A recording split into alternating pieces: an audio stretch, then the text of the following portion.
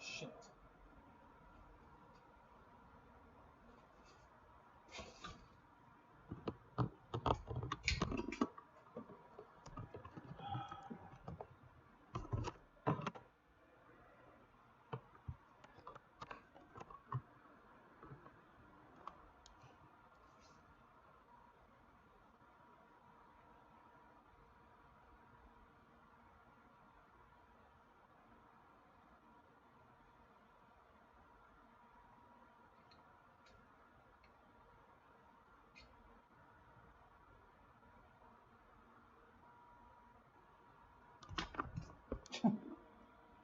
Okay, let's try again. Hang on, guys. I'm working on it.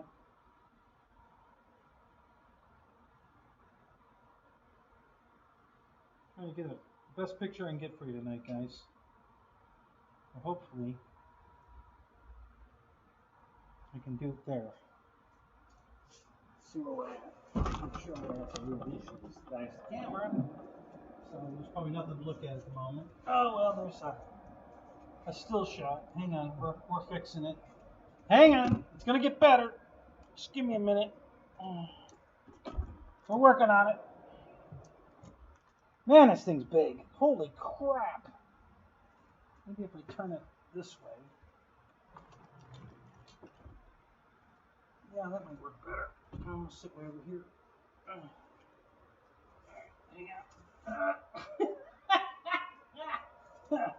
Okay. Wow. Man, it's a big airplane. Okay. All right.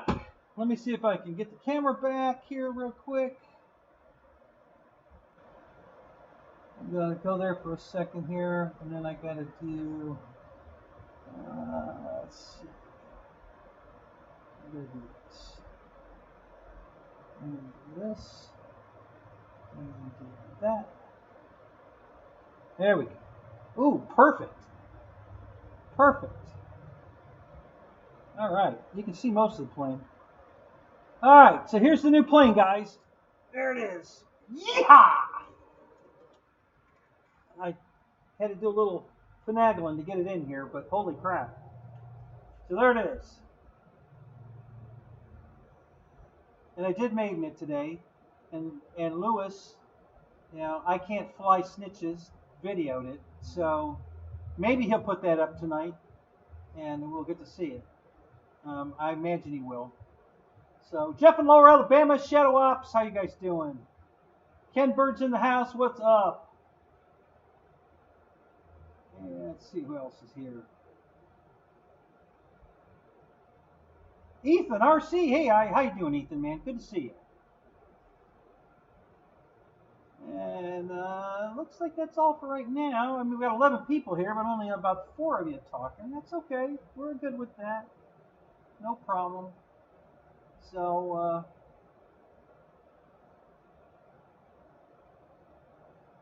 JCB, what's up? Good to see you, man. So we made it. It flew perfect. Really good. I had a great flight. I cut it short. It was getting dark. Lewis's camera should definitely have a better it should be brighter on camera than it was actually out there. So I'm hoping to see Lewis's. Uh-oh, there it goes. Lost the camera for a second. I'm hoping Lewis's video comes out better than, because it was dark when we were flying. The plane has no lights on it. I am going to look into putting lights on it. I'm thinking about doing it. Hey, we got cheeseburger and fries. Thank you, Shadow. I love the fact that you throw some fries in there for me. Thank you, buddy. Hey, what's up? Colin, how you doing, man?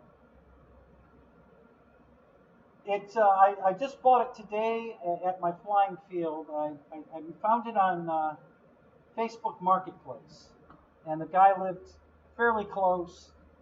He decided he wanted to come to my field and fly today. He also has a Banshee like yours, and I still want to buy yours. Got a great deal on this. He put all good stuff in it. It's good landing gearing. It was suspension. It's all high-tech servos. It's got 140 amp ESC in it, way more than you need. 18 amp VEC, and just everything. He did it all right, all custom painted. Everything. The dark blue is the cover that comes on this. This is the Black Horse plane, and then the yellow stripe is also comes on the plane. The red stripe, the orange stripe, the light blue on the wingtips, and next to the fuselage, on the top of the tail. He painted all of that. You know, he did, and then there's a pinstripe on the top of the nose, which you can probably barely see. I could probably lift that up a little bit, get you to see the top of the nose has a pinstripe on it. That's all custom painted. Guy did a great job. And it flew great. Very happy with it. Got a really good deal on it. Yeah, Colin, I really want to get the Banshee. We got to work something out. I don't know where you're going, when we can meet. But yeah, we got to figure it out because I want to get the Banshee. Yeah, just a really cool airplane. Great maiden flight. Came out really good. Greased the landing, of course. And you get to see all that on Lewis's video when he puts it up. I hope he puts it up tonight. He probably stopped somewhere on the way home to eat, so he's probably not home yet, but he will be soon enough. So we'll see what...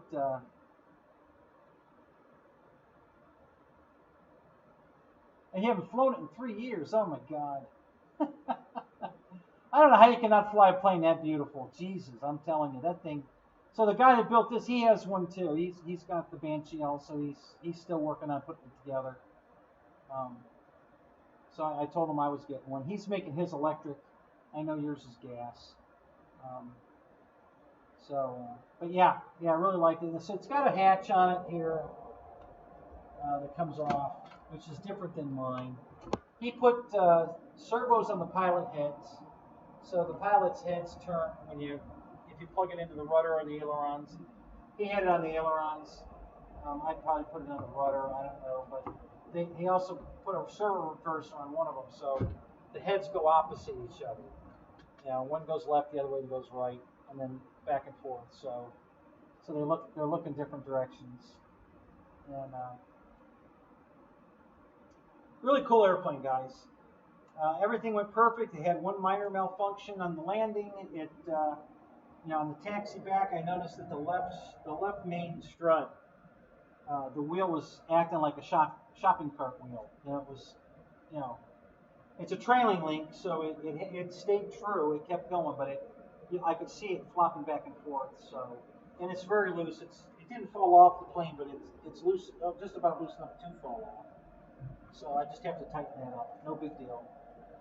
Other than that, it was a perfect maiden, and looking forward to way more flights with it. I really like it. It's not quite as big as I thought it was. He thought it was bigger too. Mine is a little bigger than this. The red one I had on the table the other night is bigger than this one. Not a lot bigger. Maybe 6-8 inches bigger, but it's bigger. Yeah, my canopy would cover this canopy and probably go another half an inch past the front and back and down the sides. You know, it's just it's a bigger version of the same airplane, just about the exact same airplane.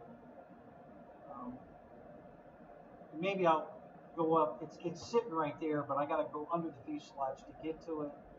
So the next time, if I go out to go to the bathroom, on the way back in, I'll grab it and I'll hold it over the top of this one so you can see, you know, how much bigger that one is than this one. They are slightly different designs. This is a Tucano, and that's a PC-9, so they're slightly different. Mostly the same airplane, but there's some slight differences. You know, the back fin here is a little different. Mine has a ventral fin here that goes almost all the way to the cow. This one's got a short one here. That vertical stab is more straight up and down here. It has a slight, you know, rake back, but this one's a lot more. The balancer's slightly smaller on that one. They're just some minor differences. You know, pretty much the same airplane.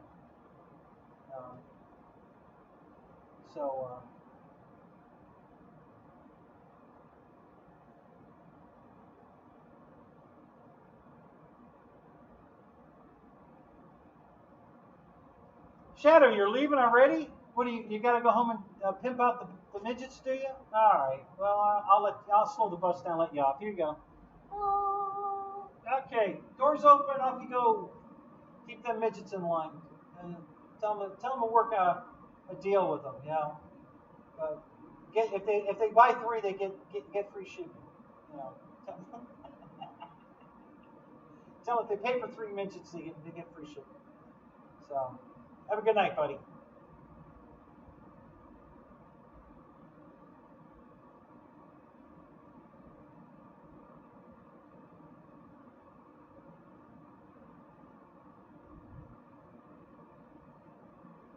All right.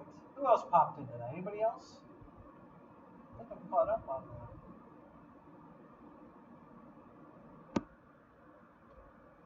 Yeah, I guess we're all right. 15 in the room. All right, it's cool. Only 7 likes, though. Come on, guys. This plane's worth a like, isn't it? This thing's beautiful. Yeah, I really like this. He's got probably $1,800 in this airplane. I got it for $500. So I'm super happy. He threw in a battery pack too. And then I took his receiver out, but I forgot to give it back to him. So he wants me to mail it to him tomorrow. So we'll take care of that. With Spectrum, and I wouldn't fly this on Spectrum. Wouldn't take the chance. Too pretty of an airplane to risk losing it. He had a problem with one of his that. You know, it was either pilot air or radio air. I don't know which way he wanted to go with it, but he said he didn't have any control. It was going to the left, and he tried to bright aileron, and it didn't roll out of it. So he said it felt like I didn't have any control. I said, well, okay. Yeah, I thought he stalled it myself, but yeah, it's either pilot air or radio air, one or the other. Pick one. Yeah.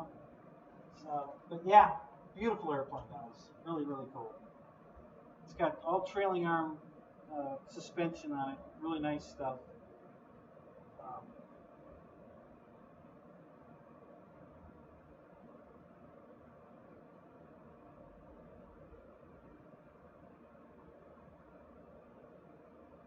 Oh, I know what's wrong. I closed the lid on the laptop so that you could see over it.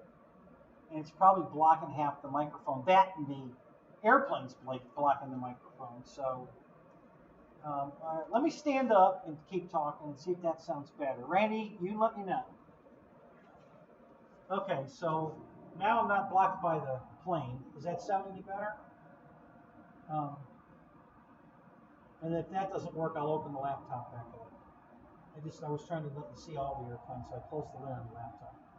That might be blocking the microphone. So, hey, what's up, Slapnuts? What's going on? Yeah, you're number one also, buddy. Hey, go fuck yourself.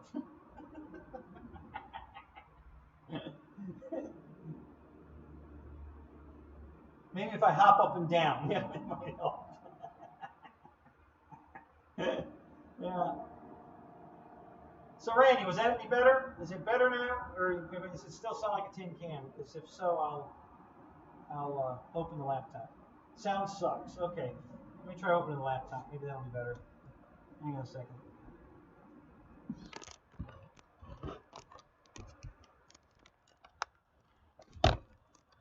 Okay. All right. How's the sound now? Is that any better? Hopefully that's better.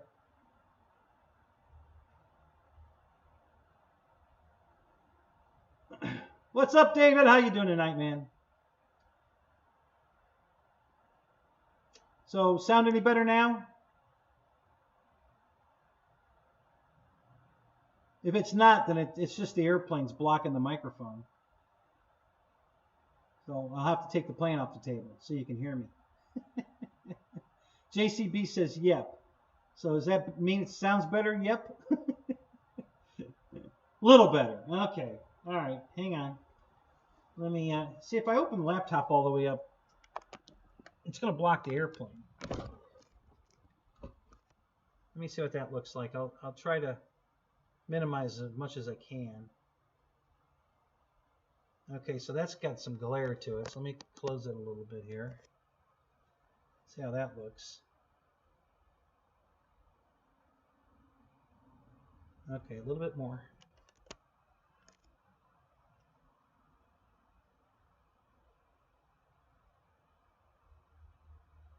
A little bit more. Okay. All right, so that's the best I can do unless I move the airplane. So you guys tell me what you want me to do. Move the plane or live with the sound? What do you want to do? I'll leave it up to you. But the only way I can get the sound better is to close, I have to get the airplane off the table because it's blocking the microphone. So I never sounded or looked better. Thanks, Jeff. Oh, that's funny. Stick one finger up. Hang on. Let me check to see which way the sound's coming. I think we've got a southeasterly wind. Yeah, stay standing. Okay.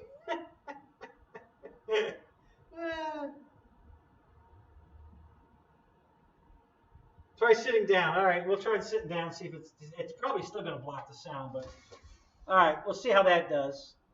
It's probably going to muffle it. I'm guessing it's probably not going to be good. So what does it sound like now?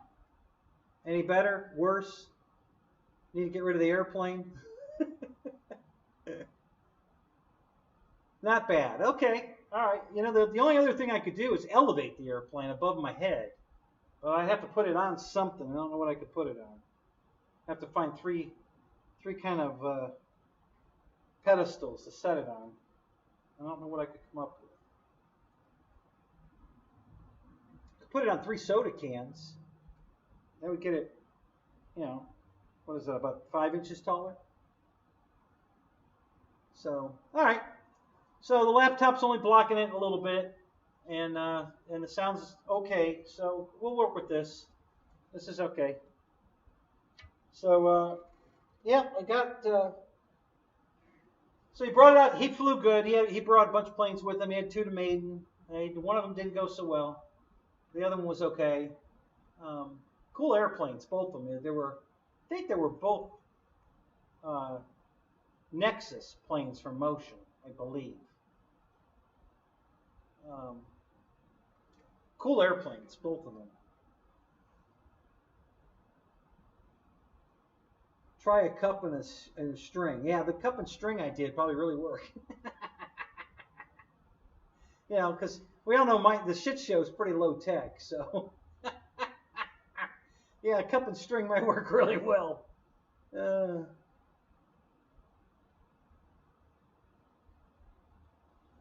So anyway, so that's the new bird, and I have an unboxing to do tonight, guys. So stick around. I bought a new airplane, and it's to replace one I broke about 6 years ago. I finally decided I'm going to replace it before they discontinue it. So I'll take this off the table a little bit, and we'll go get that, and I'll do that unboxing. So. Sit on the shelf behind me. Yeah, that's a good idea. I could do that. Yeah. Yeah, that'd be perfect.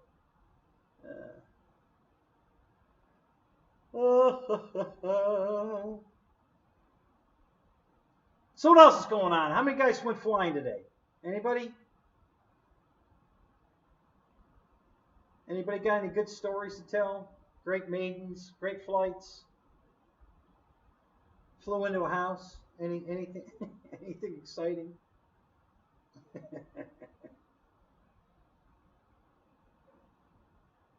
Yeah, I hope Lewis puts that video up. Thank you, Ken. Yeah, I love this plane. I brought it near its twin brother, and I haven't put it together yet. And I'll tell you why. See, this plane was designed to be gas or electric because it has a hatch. Okay, this comes off to get inside, put the battery in it, whatever. Mine doesn't have a hatch because it's designed to be a fuel airplane, you know, 2-stroke, 4-stroke, or a real turbine with a gearbox. So there's no hatch. You know, it's clean all the way to the nose, and this doesn't come off. And so I've been trying to figure out how I'm going to put a battery in. If I, I got to make it, because I'm going to make it electric. I'm not putting a turbine in it. And so I've been trying to decide how I was going to do it. And I think after studying this plane pretty well, I think I'm going to cut the I'm going to cut the whole cockpit area, glue the canopy to the cockpit area, cut the cockpit area from the fiberglass body, and then make it come on and off just like this one. I think that's probably the best way to do it. I really don't know how else to do it. It's going to work very well. So I think that's the way I'm going to do it. And I won't put a latch on it like this. I probably just put earth magnets in the back, and I'll put a tongue and groove set up in the front. So it won't have any tendency to blow off or anything. And I think that's probably what I'm going to have to do. I can't think of a better way to do it, honestly. The whole thing is solid fiberglass, and it's got a half cowl in the front. So the bottom half of it comes off. The top is all fiberglass, one piece. So there's no room to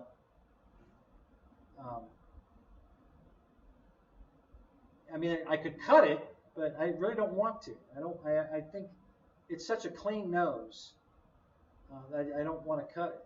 So I don't know. I don't know what I'm going to do.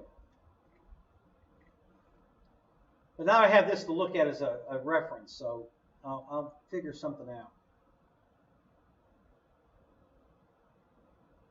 Made in my SZD54 Aeros glider. Oh, no kidding. Oh, that's good. How'd that go? All right, JCB? Fly good?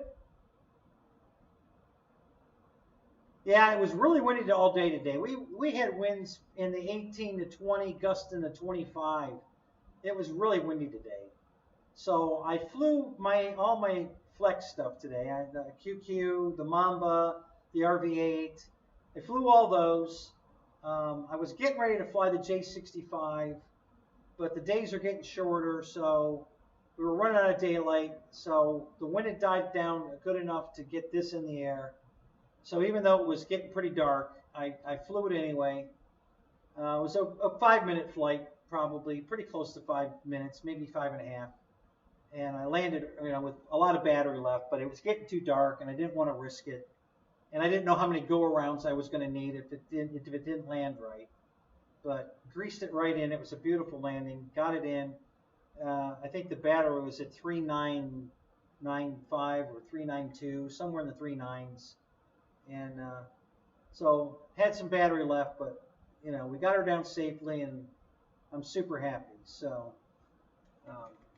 not worried about not finishing that battery. Victor, what's up? Hey, Wild Bill, what's up? Good to see you guys.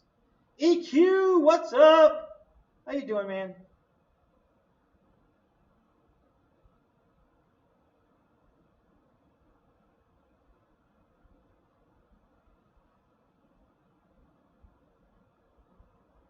Just you and the buzzards? There you go. So, Eric, what's going on with your F-18? Is he shipping it, or you got your money back? What happened? Kind of curious. Just leaving the field. Yeah, Victor, I hear you. I left about 8:20.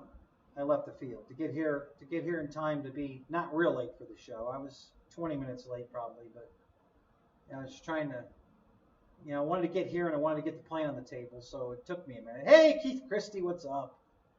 How you doing, man? Still only 7 likes. Come on, guys. This plane's worth a like, isn't it? This thing's beautiful.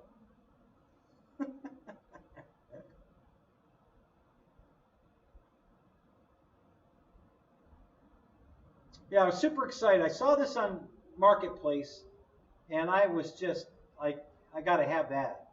You know, I took one look at it and said, that I got to have that. Because I love these airplanes. These Tucanos or the PC-9, PC-21, whatever you want to call it. You know, this tandem, you know, cockpit fighter jet trainer thing. I just think is awesome. You know, I really like these. And if you've ever seen one of these in a military scheme with all the armament hanging under it, it looks really cool.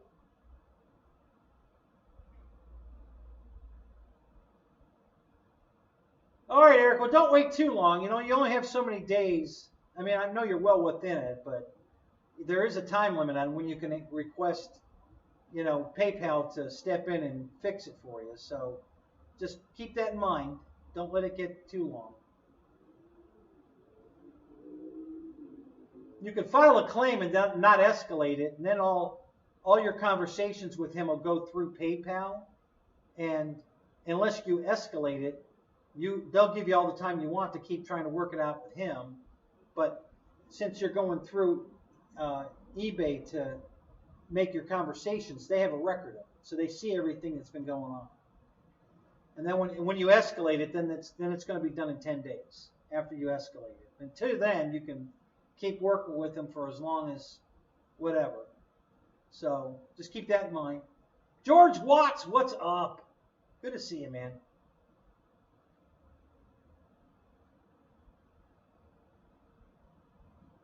Yeah, I'm about an hour drive home too, Victor. It takes about an hour to get home. 45 minutes to an hour, depending on traffic. Yeah. Craig Beeman, what's up?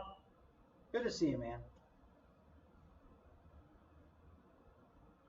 Yeah, we just bounced up to 21 in the room, 11 likes. So, please, guys, you know, hit that like button.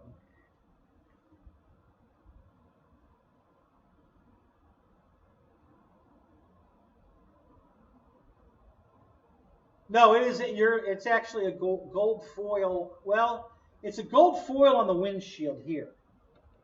Okay. The stripe down the airplane is yellow, but we're getting a green screen effect on it. So it's kind of making it look like gold foil, but it's just a yellow stripe. For some reason, my green screen thinks some of the yellows are green and starts messing with it. So, but yeah, it's not a gold foil, it's just yellow. Just a bright yellow. So, but this is a gold foil on the windshield here. So,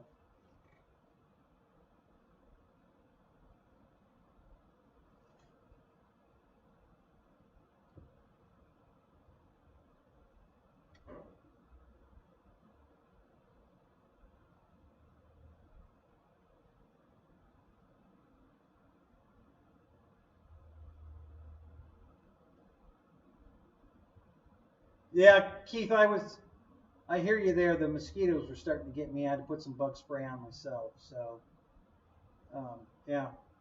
Thank you, George. Yeah, I found it on Marketplace. This is the Black Horse from Motion RC. It's, I believe, 68.5 inches, something like that. Um, all balsa and plywood construction, and it's really nice. He put the upgraded retracts in it, and it's got flaps. It's all high-tech servos, 140 amp, I think it is, ESC, which is way overkill, but he had a brownout once. He didn't want that to happen again. And an 18 amp Beck. So it's got a separate 18 amp Beck and a 140 amp ESC. Might be 120 amp. I don't know. It's a big brick. It's huge. And I don't know what motor's in it. I have no idea what he put in there. But yeah, it's all custom paint. The dark blue is original, and the rondelles are original, and then the yellow stripe on the fuselage and the wing is original. Everything else is painted. You know, the red stripe, the orange stripe, the light blue on the wingtips and the tail on the rudder and on the tip of the horizontal. All that's custom painted, and then the flames on the front as a sticker, and then he's got some pinstriping on the top of the. I'll lift this up. Maybe you can see it on the top of the nose. There's some red pinstripe running down the center of the nose there. So you might get to catch a glimpse of that there. So really nice job. He did a nice job with it. Flies beautiful, just stable, beautiful airplane. No issues with the flight. The landing was fantastic. And I greased her right in. It was beautiful. And the only issue I had at all with the plane was the left main strut is loose, and on the taxi back it looked like a shopping cart wheel doing the flippy thingy. I just need to tighten the couple of grub screws. No problem there. That was the only failure. It was that, and it taxied back just fine because it's self-alignment. But I noticed it flickering around back there, so I knew it was loose. So, but yeah, great flight, great airplane. Very happy with it. I thought this was a good deal. Fred, what's up? It's not quite as big as mine. Mine's a little bit bigger than this. My PC-9, but it's pretty much the exact same airplane. They're so similar that it's they might as well be the same airplane. Very, very similar airplanes. But yeah, mine's just a little bigger. My canopy is, way taller and longer. So yeah, when I go pee or go get a drink or whatever, I'll grab it on the way back in and hold it over top of this so you can see the comparison and see how much different they are. But they're not a lot different, but mine's definitely bigger. So there's something different about the wings too. I don't believe this tapers both front and back. I don't think mine does.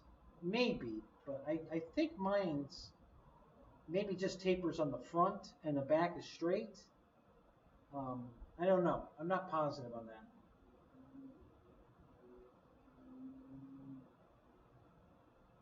Yeah, 68 inches, Roy. From what we looked it up. He said it was 71 inches, and I said, no, I don't think it is. So they looked it up. It was, I think it says it's 68 and a half, something like that. Yeah, a little over 68. Yeah, it's a single 6S. Yep. 6S bird. Flies great on 6S, no problem. A little bit nose heavy, but not a problem. It flew beautiful. I don't know if there's anything in the nose I could do to lighten it up. It was not bad at all. It didn't have any nose tendencies, nose weight, nose heavy tendencies at all. It flew great. So I probably won't do anything. I'll leave it alone. But yeah, when I CG'd it, it was definitely a little nose heavy. But it flew fantastic. So real happy with it. And I'm super happy it flies in 6S. So,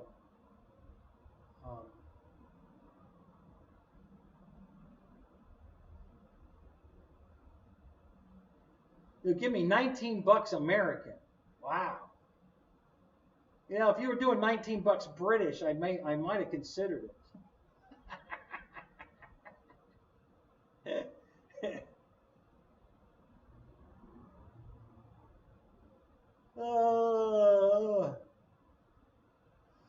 Oh, tired, guys. Long day.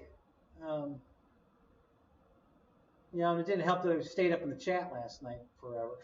So, you know, stay in the chat late, get up early, drive an hour to the field, sit out in the hot sun all day flying. Yeah, it's tiring.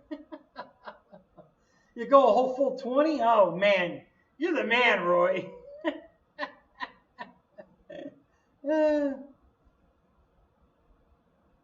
Yeah, big spender. Yeah. Yeah, so I had no problem shelling out 500 bucks for this one, guys. That was a deal and a half. I think, honestly, the ESC, the Beck, and the servos probably cost 500 bucks. You know, because these are expensive servos, and I think there's 8 of them in the plane. Let's see, 2, 4, 6, 7. For sure, there's 7, and they're like, I think they're 40 or 50 bucks a piece. So, what is that? 350 bucks for 7 servos, or 210, yeah, something like that. Over $200 in servos. That ESC I know is 150 bucks easy, because you know those big bricks like that are expensive. So let's say, what do we got? 260, and then the Beck was probably another 40, 50. Let's just round it up to 300 bucks before we bought an airplane, retracts, or a motor. So yeah, I think I did all right at 500 bucks. No complaints here. I'm very happy with it. I think it's a beautiful airplane. It flew beautiful. You know, Monaco got some wrinkles in it. You know, we gotta heat it up a little bit. Just get the wrinkles out here and there. Nothing serious, just a little bit here and there. Got to be real careful. Get my iron out. Iron a couple of spots. I'm not going to hit. If I hit these spots without an iron, just the gun, it'll probably lift up.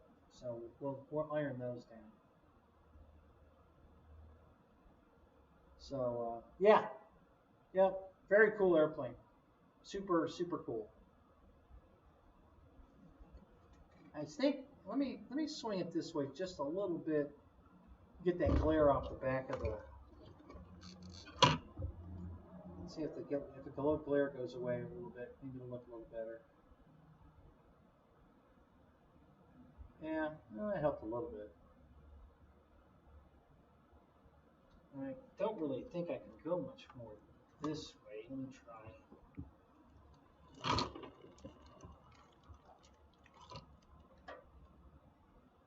Maybe that's better.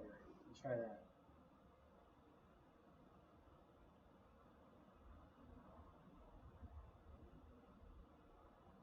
Okay, so the light blue on the wingtips, the green screen's fucking with. Yeah, that. Yeah, that's completely screwed. Yeah, the wingtip, all the blue. Yeah, the blue's screwing it all up. It's because the green screen's taken as green, so it's disappeared. So the back of the rudder is missing. There's a 126 is floating in midair. I'll bet. I can't see it from here. Hang on a minute. Let me change this. Oh yeah, no, you can kind of see it. It's kind of there, yeah. Yeah.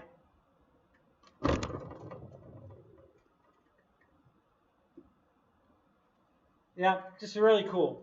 Really like this plane. Super happy I got it. Got a 3-bladed prop on it.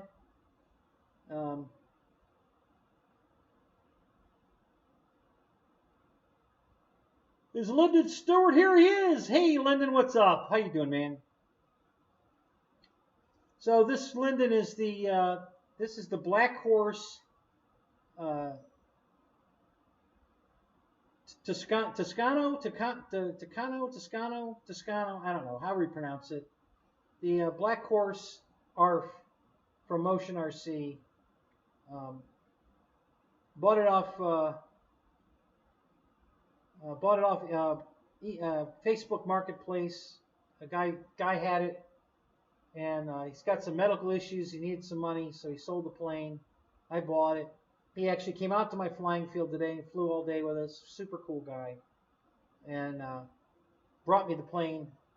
So I didn't get to fly it. He had already left to go home, and I didn't get to fly it until he left. But right at the end, when it was getting pretty dark, the winds died down enough that I felt like I could get a flight in and not hurt it, and I did. It flew great, got it in, beautiful landing, and just super happy.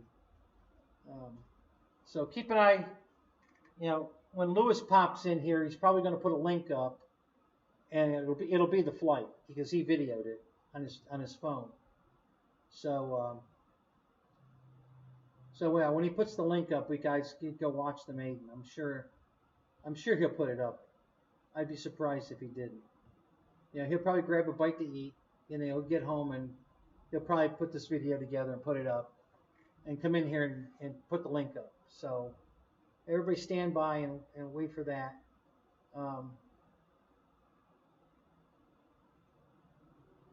Yeah, so as soon as Lewis puts it up, Lyndon, we'll get to see it. I'm hoping it'll be tonight. I think it will. 6S, it flew on 6S. I would have easily gotten a 7, maybe an 8-minute flight had I had time to, you know, fly it that way. I only flew it for about 5.5 minutes and landed because it was getting dark. I didn't want to risk it in case I had to make a couple go-arounds. Because it's new. I didn't know how hard it was going to be to land it, but it was a greaser landing, beautiful landing. Hey Jim, what's up? So I cut the flight short. I had plenty of battery left. I had it was 391, 392, but it's going to rest higher than that. So it'll probably come up to maybe 395. So I had plenty of battery left. Could have flown for another couple minutes easy. But I got 5.5 minutes anyway, and hopefully, like I said, I think Lewis, when he gets home, he's probably stopped to get something to eat. But when he gets home, he'll probably put the video up. So we'll all keep our eyes open for that. He'll pop in here and put the link up. So we'll just wait for that. Then you guys can see the maiden. It is videotaped, so I didn't videotape it because I didn't have time. I'll be honest with you, I had the camera with me. I was so pressed on time because it was getting dark quick that I didn't have time to actually get the camera, put it on my head, get out to the runway, you know, take it off my head, turn it on. You know, I just didn't want to waste the time. I was really pushing it. So I just went out and flew it. And since Lewis was videoing it, I knew it would catch it. So it's on video, so we're good. So yeah, so anyway, super happy. I love the plane, guys. You know, I think he did a great job, you know, putting it together.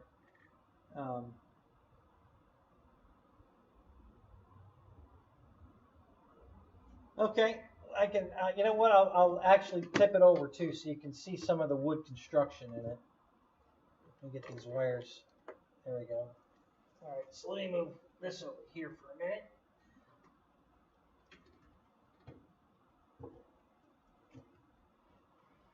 And I'll tilt this up a little bit. Maybe you guys can see inside.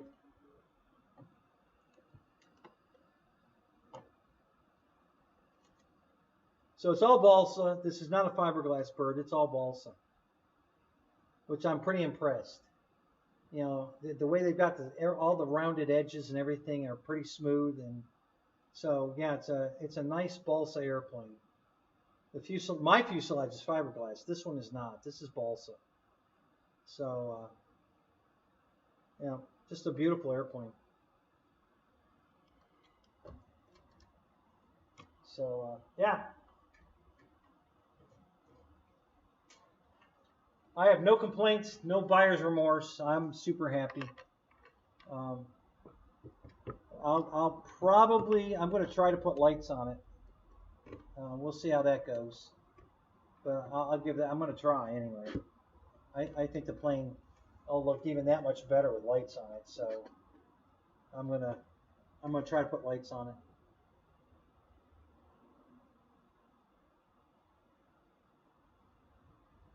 So the green screen's really not messing it up too bad, but the original color from Black Horse is the dark blue with the rondelles, and then the yellow stripe going down the fuselage and on the wings. That's the way it comes. I know it's hard to tell in the picture there, but it's got red and orange on each side of the yellow. Okay, so one side's orange, one side's red. And then there's light blue on the wingtips, which is not coming out. The green screen's fucking with that. You can kind of see the light blue on the tail where the 126 is on the top of the tail. That kind of looks light blue still. That seems to be all right. But the wingtips are not coming out with shit. The wingtip looks, it's completely see-through. We're seeing the background on the wingtips.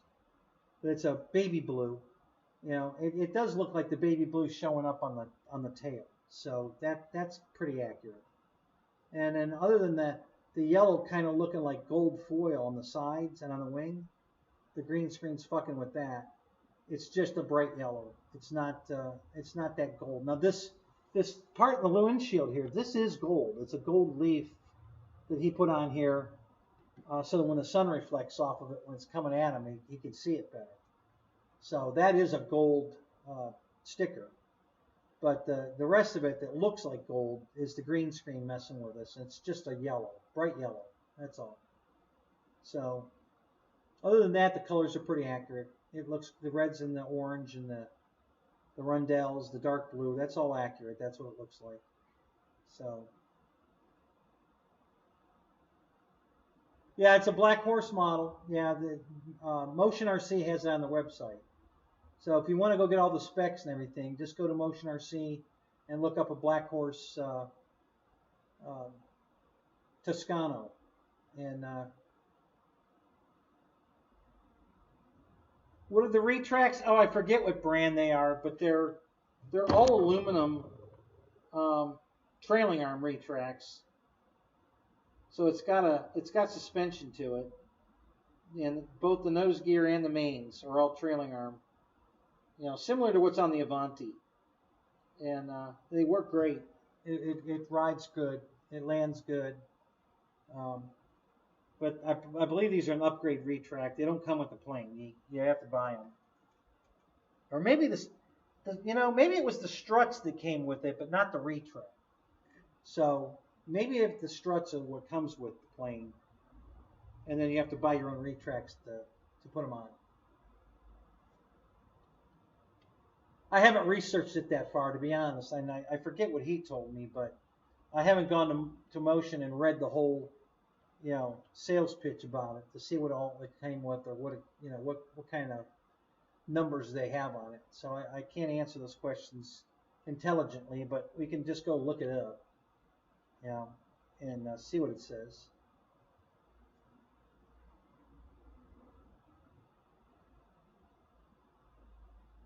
They're electric retracts. They're not air. I don't know what they're slow. They're kind of like FMS retracts. They move really slow. So I'm not sure what brand they are, but they work good. No problem there. They work fine. I think I'm pretty sure they're 3-wire, so there's no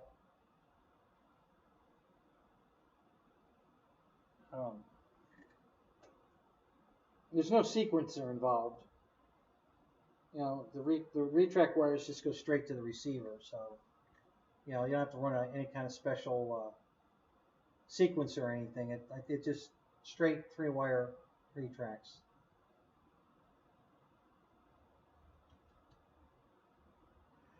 Oh God, I'm tired.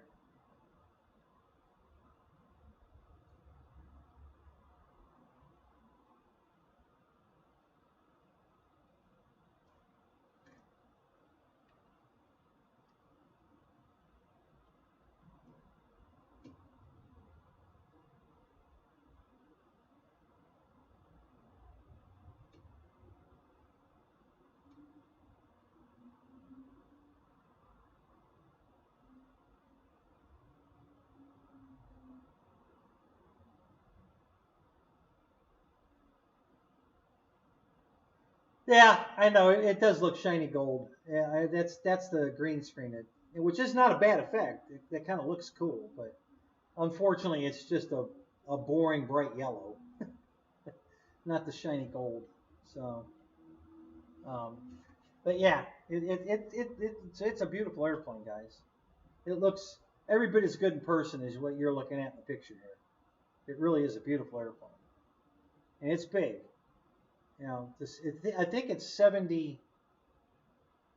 I think it's 72 inches long, but the wingspan's 68, I believe. And I think, as a matter of fact, they're right here. I might put these tip tanks on it. I think that'll look cool as shit. See, my MB339 came with 2 sets of tip tanks. And I think the set I'm not going to use on the 339 will look cool on here.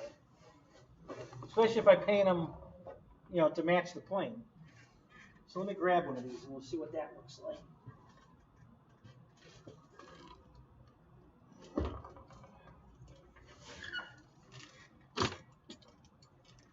Because I've got this extra set of tip tanks now that I'm not going to use on anything else.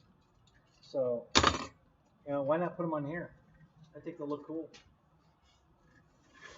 So you can't, oh, that's the wrong one. Well, now you can't reach that side, really. Yeah, I can't reach that. Let me try, let me grab the other one.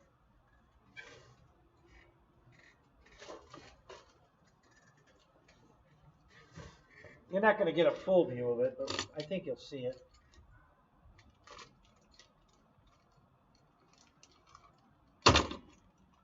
Yeah, I think these tip tanks will look awesome on here.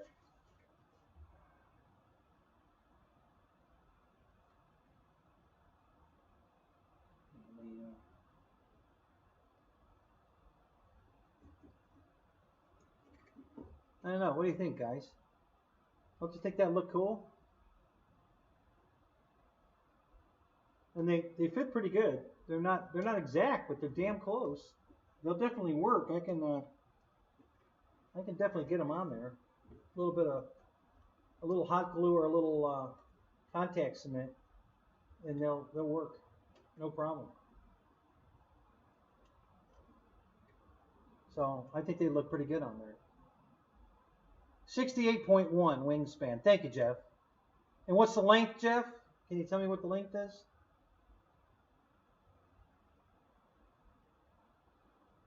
Yeah, I can tell you already, guys. I like these tip tanks. If I paint these to match the plane, I think this will look really cool.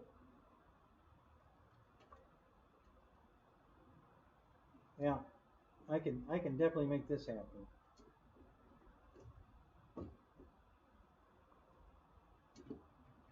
Yeah, very nice. And it just about, well, I think it does clear the aileron, actually. It's close, but I think it clears. So I don't even have to modify anything. I just pop them on, paint them and pop them on. And we got tip tanks on here. So that'll look cool as hell. Thank you, Ken. Yeah, I think so too.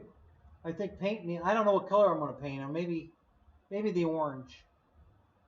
You know, just to get some, you know, bright color on out on the wingtips, just like the MD 339. Yeah. Length is 72.8. Thank you, Jeff. That's awesome. Thank you. Yeah. So mine's bigger. We'll get a look at that here in a minute. I'll grab it and we'll check that.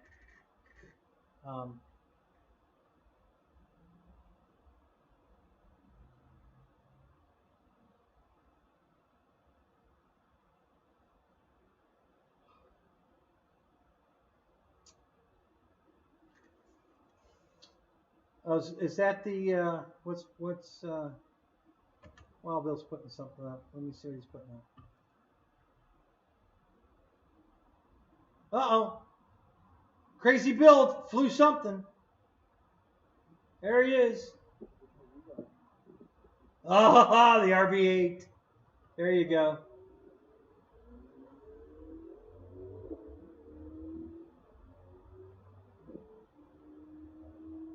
Look at that beautiful takeoff. Holy crap, it don't get any better than that. That's awesome.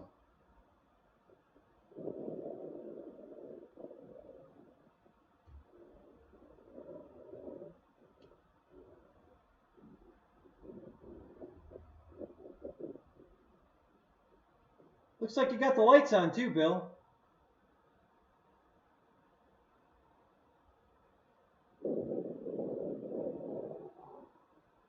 Yeah, I guess it's getting dusk out there. And the camera always brightens it up. So it was pretty dark when I flew this, but I'm hoping that Lewis's camera brightens it up. I think it will. So it should look pretty good. Look how slow that thing flies. That's awesome. Oh, I know you're loving that plane. Yeah, he loved my RV8 too. The guy that built this thing, he's going to buy an RV8. He wanted that. After I flew it, he was like, "Oh, I got to get me one of those." So he's probably going to pull the trigger on that.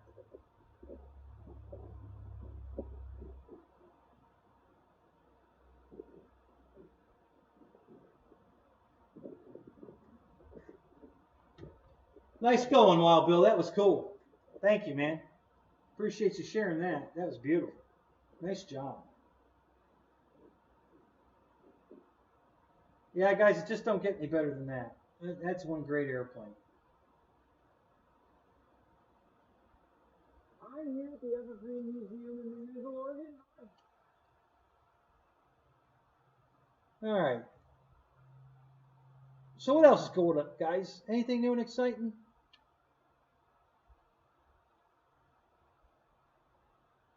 Put it up behind me. I could actually just put it up in front of me. I got to move the Spitfire because it's blocking my fake TV.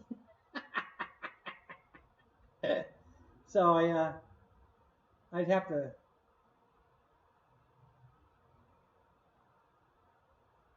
Yeah, that was cool enough, and it's only a minute and a half. I'm gonna just put it up. So hang on a second. Let me switch the cameras around here, and I'll just go ahead and put it up here.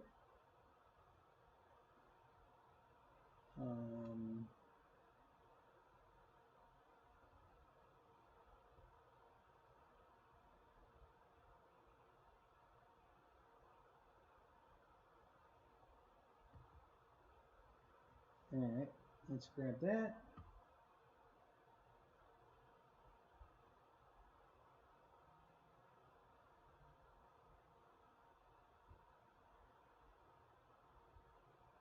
Oh, hang on. Let me do this.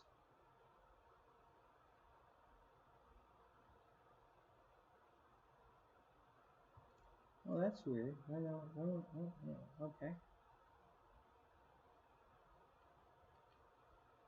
Let me do it again.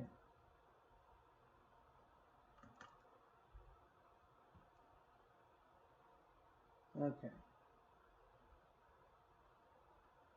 So let me pause that.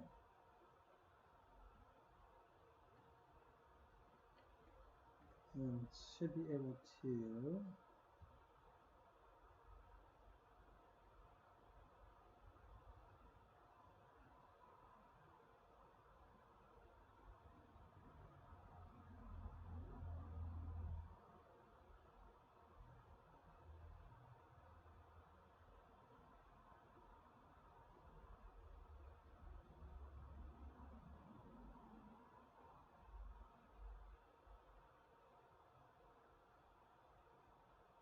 Nope, not that one. Not that one.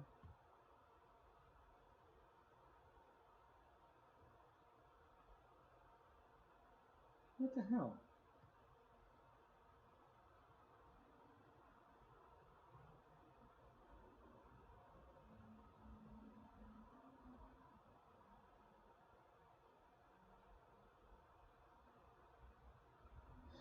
Huh.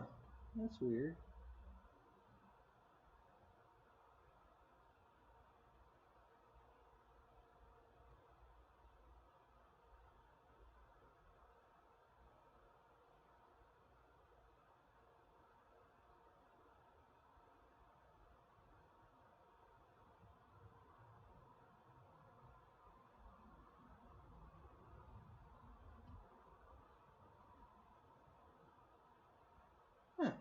How the hell will that work?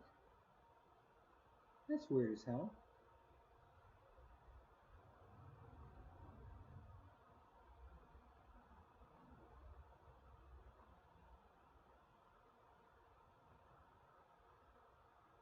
All right, hold on.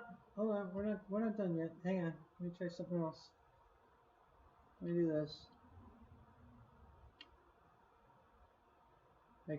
We have the technology. I can make this work. It's just going to take a minute. Okay, let's try this again.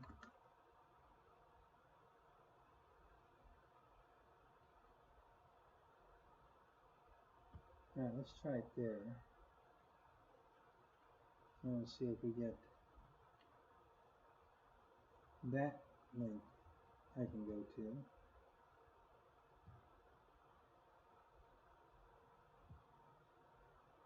Okay, there we go. All right, got it. Hold on. Let me click OK here. All right, and then we're gonna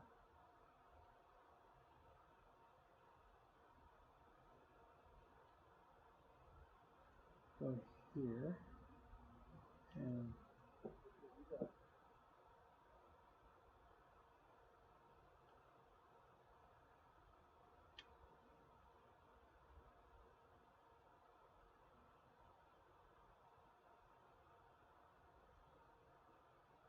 all right, here we go, guys.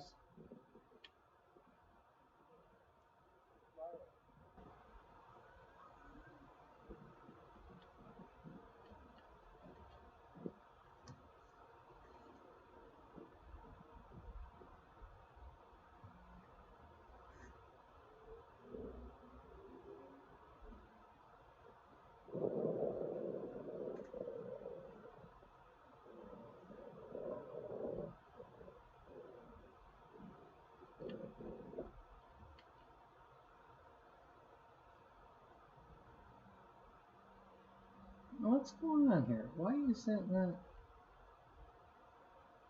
There it goes. No, that's not it.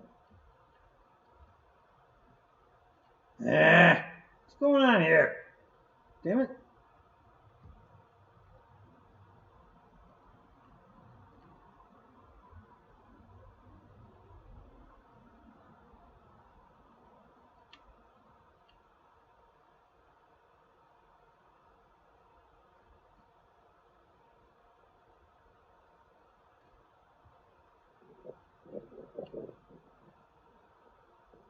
Okay, I think we got it now. Hang on.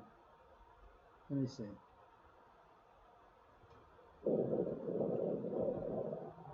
I guess I have to leave it here.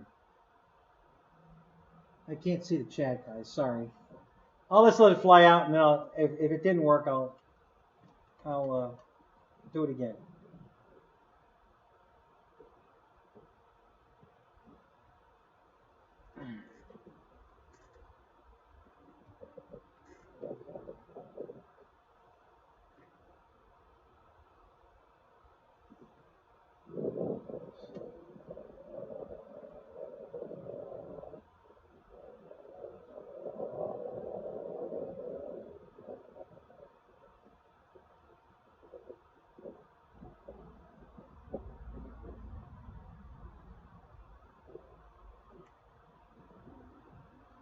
And that's how it's done, boys.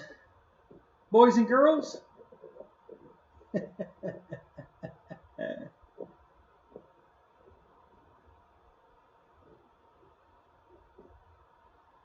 All right.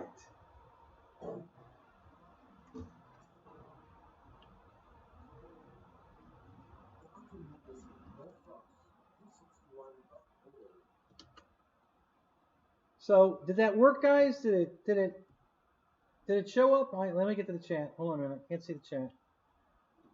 Let me fix this. Okay, now I can see the chat. All right, so let's see if let's see what you guys are saying here.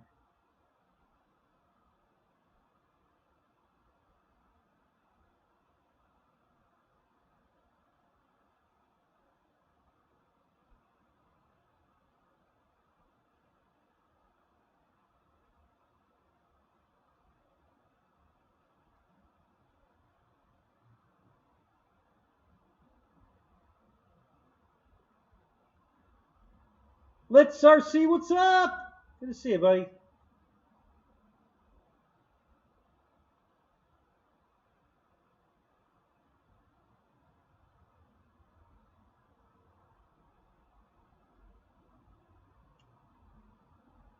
Oh, Lewis just put it up. Cool. All right, guys, there it is. I don't know. I will try to open it. Let's try opening it here and see what we get. Let's check it. Here we are. Beautiful Hilton Field. We got. All right, so let me see if I can capture this. We'll put it up. Let's go here. Let's grab this.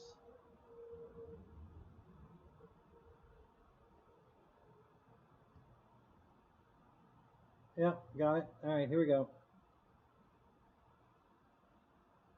Yeah, see, it looks really light out. It was way darker than that. I knew his phone would brighten it up. That looks awesome. So that's going to work good. All right, so let me go full screen and start it playing. Yes, super Takano. That is super big. Let me see. I put my hand here for a reference. Let's see how big that is. What's the wingspan on this guy? 68-inch wingspan. Kenny just got this. And I got in Orlando. So, for whatever reason, it's a beautiful, beautiful airplane. This is the maiden. Tony's there. I just went up. Sucks when you got a full home with remote airplane. Turns out the Freeway F-35 is not like a 5200. Too big.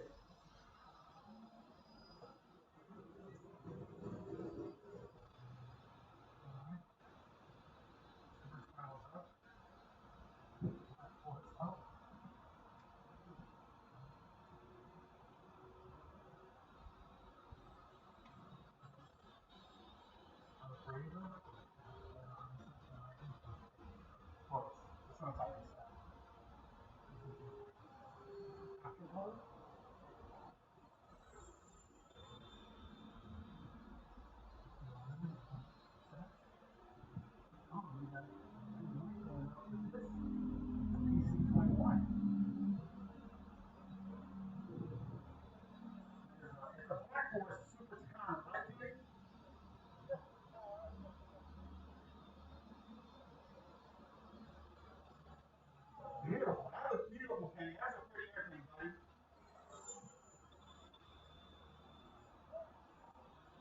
No big wreck with this. Oh, that's beautiful.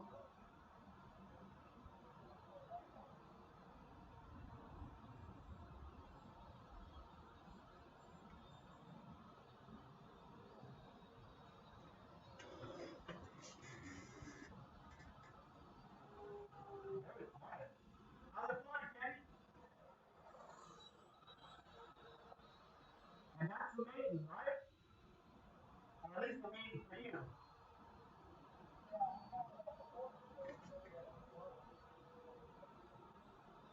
Did you buy that with the receiver and everything, or did you have to do anything to it? Okay.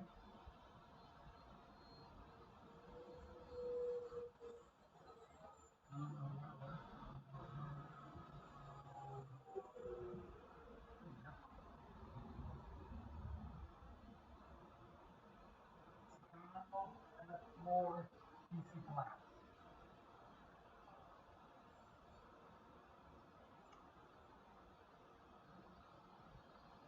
I'm not even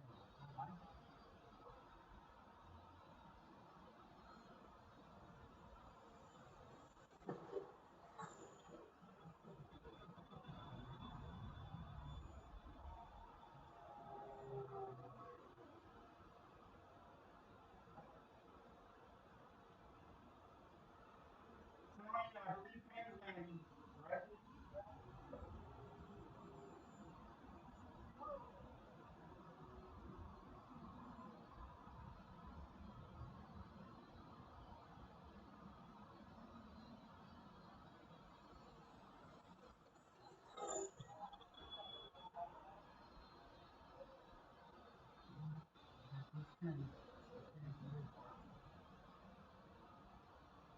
First ID,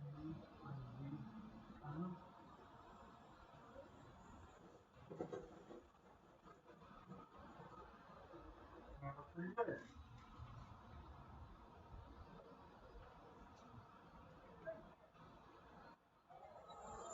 Hey Mike, if you wouldn't mind waiting there for a second, I'd like to get a picture of all the airplanes. Thank you. Here comes the F4.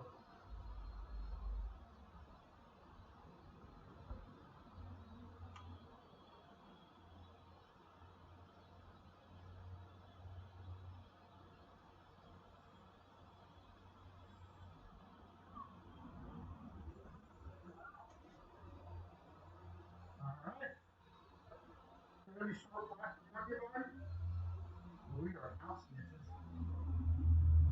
All right, that was pretty cool. What'd you think of that, guys? Simple vision anyone can use to improve vision, so you can say goodbye to your optometrist for good. Did you know that vision impairments have nothing to do with your eyes?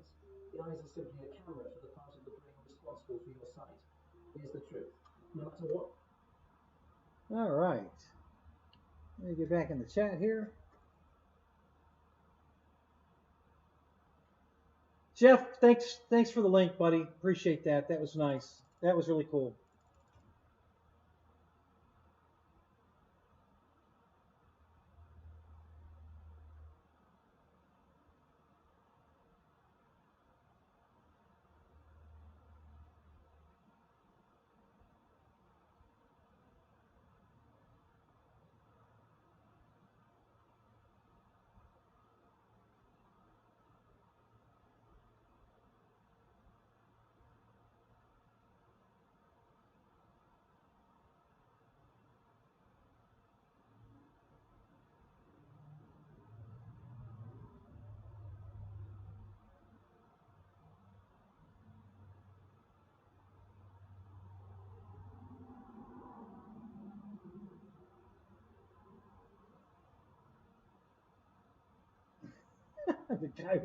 the guy with the spoon was creepy.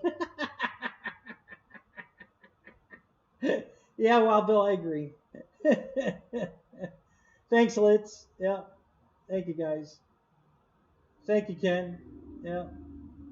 Fred, thanks, guys. Yeah. So, yeah, thank you, Wild Bill. Yeah, it's a good airplane, guys. I like it. So, that was Hunter with the spoon. So, so there's the maiden. Hope you watched that, Lyndon. You still in here? There it was. Lewis, thank you, man. Appreciate the video. That was good. Yeah. I knew your camera would brighten it up. It was way darker out there than what your camera makes it look like. So that was a good video, though. Thank you. Phil, what's up? How you doing, man?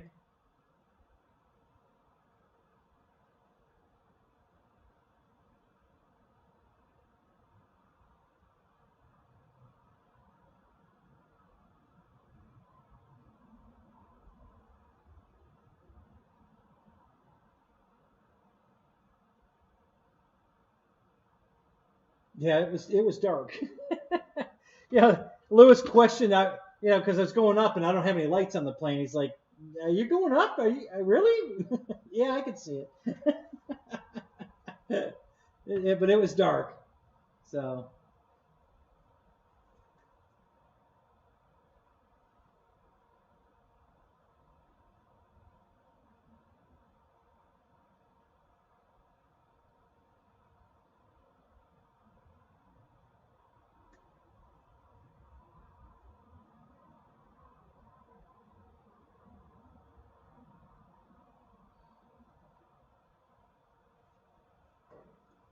So that's Lewis saying hello to everyone.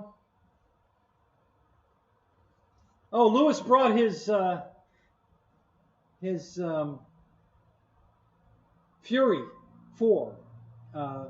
He's modified the shit out of a F-86 into a Fury 4, and man, it's looking great. It's in primer right now. They were gonna fly it, but it got dark when the wind finally let down. It was too dark to fly it, but man, he's doing a super job on that thing. It looks great. Lewis, if you got any links to pictures or anything you can put up, you know, let him see it. It's beautiful.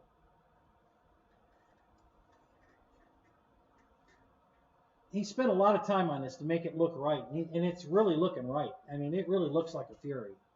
It's not just an F-86 with different, you know, different graphics on it. He's modified everything. So, you know, he's gone to a lot of trouble to make this thing look like a Fury, and it really does. It's cool as shit.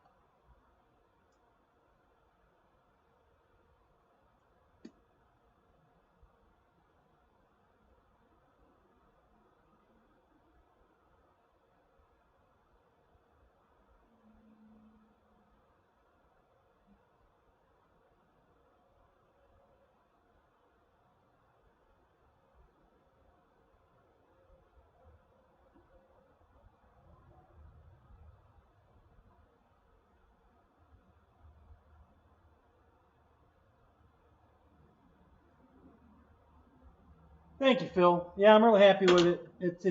It's super nice. We just did a video of it flying, and it looked really good.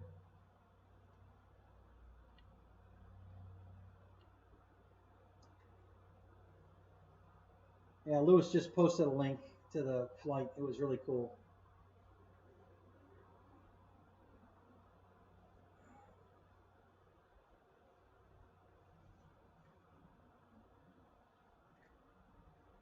Do you have it like on Facebook or something? Because you can just put a link into it from there. If you've got it already posted somewhere on the internet, you know, you probably have it on your Facebook page. Just send us a link to the picture on the page. That'll work.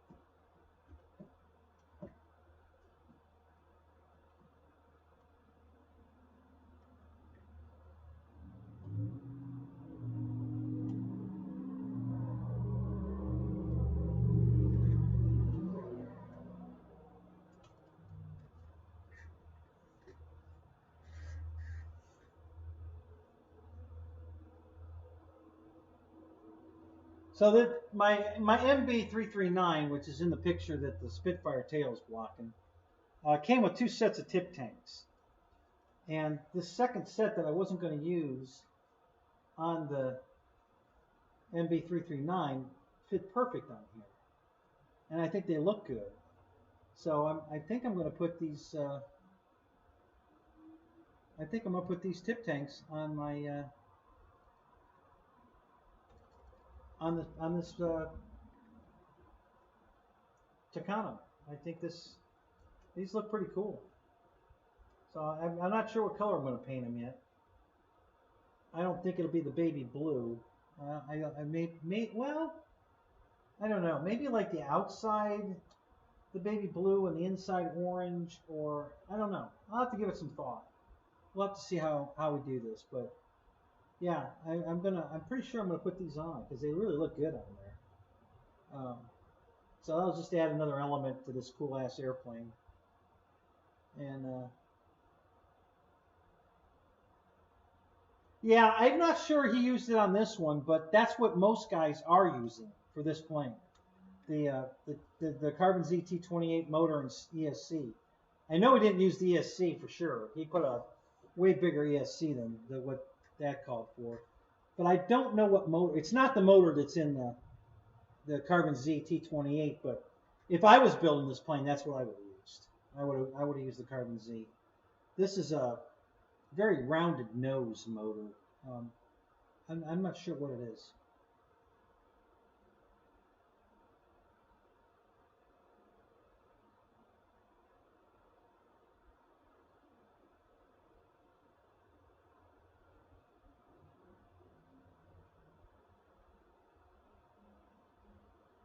Oh. Oh, you flew your Christian Eagle. Cool.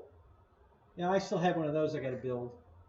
It's an easy build ARF, but I just haven't had time to get to it. I got so many airplanes to work on. And it's really hard to prioritize which one gets to go first. You know, I love them all. You know, it's just so hard to you know, to just do it. You know, to pull myself together to do it. So, but yeah.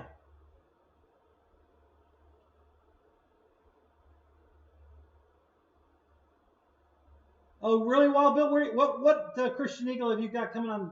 Where'd you buy it? What kind is it?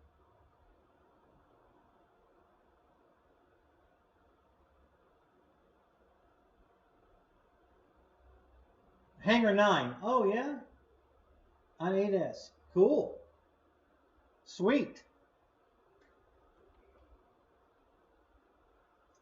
Yeah, I bought my easy build Christian Eagle.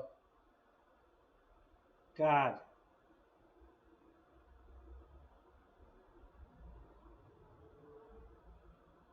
It has to be at least 20 years ago. It's very old. Um, but yeah, it's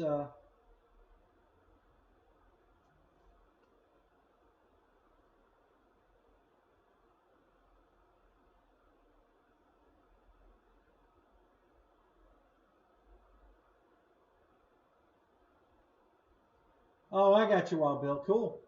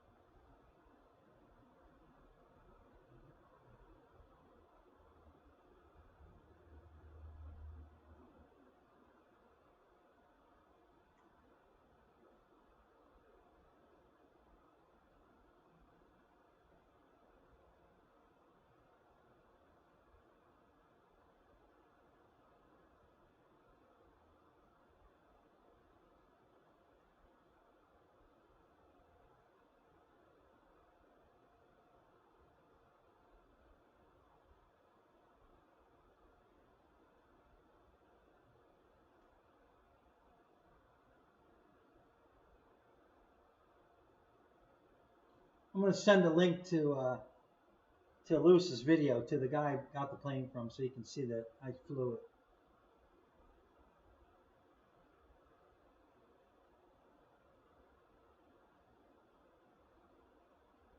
Yeah, so we had to wait till the last minute to main it. The winds were terrible today. Christ, all day they were 18, 20 miles an hour, gusting to 25.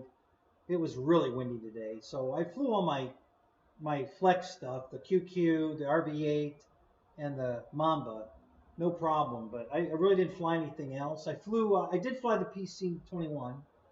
I modified the landing gear, the nose gear, and that worked. It wasn't cutting grass anymore. It's still too nose low, though. I really don't like it that way, but I elevated. I put about a 3/16 nut between the plate of the retract and the post that it sits on. So I put 4 of those on each screw. One on each screw for 4 of them, and that lowered the gear down about 3/16 of an inch. And that worked out. It wasn't cutting grass. It did pretty good. I still don't like the stance. It's still too nose low, but it got the job done. So I flew that, and then right at the end I got to fly this. So we just happened to squeak it in at the end.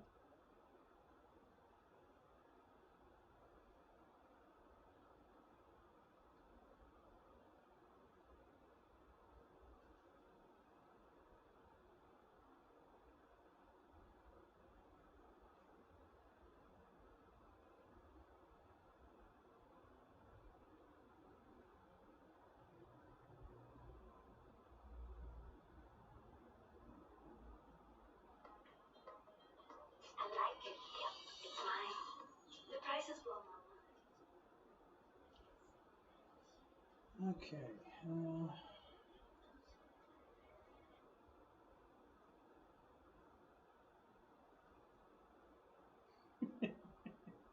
So I'm looking at myself on YouTube, and this, my head's down. I'm looking really good. Sorry, guys.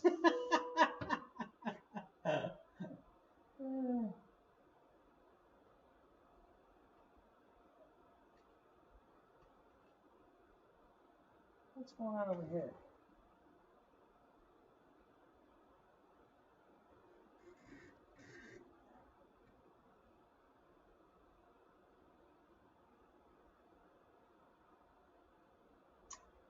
All right, why can't I find? Oh, let's do it that way. All right, here we go. Go here, and then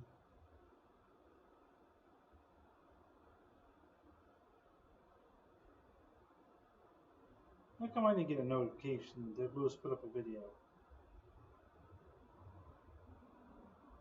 That's weird.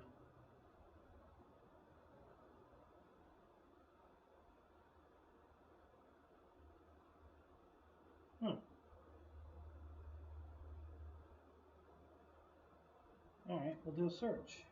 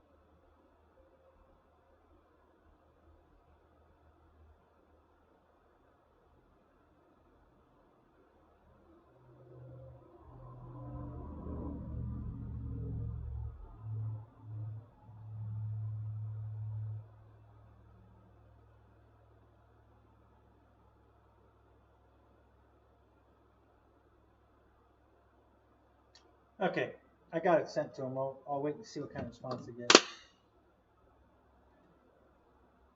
Yeah, Mike Bird, what's up? Good to see you, man. Yeah, it's my new bird. I picked it up today. I did get the maiden it.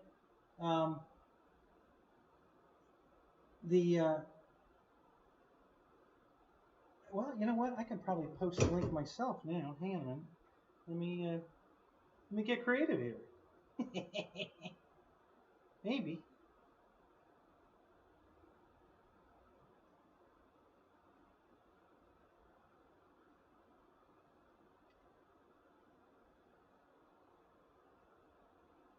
Yeah, let me go here. And then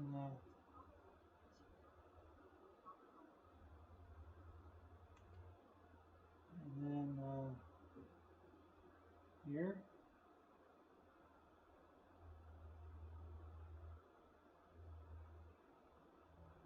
Oh, I can't do that though. Alright, hang on. I can do this though. Oh shit. I can't do it. Lois, put the video up again, will you please? The link? Just put the link up again. So that Mike Bird can jump on it.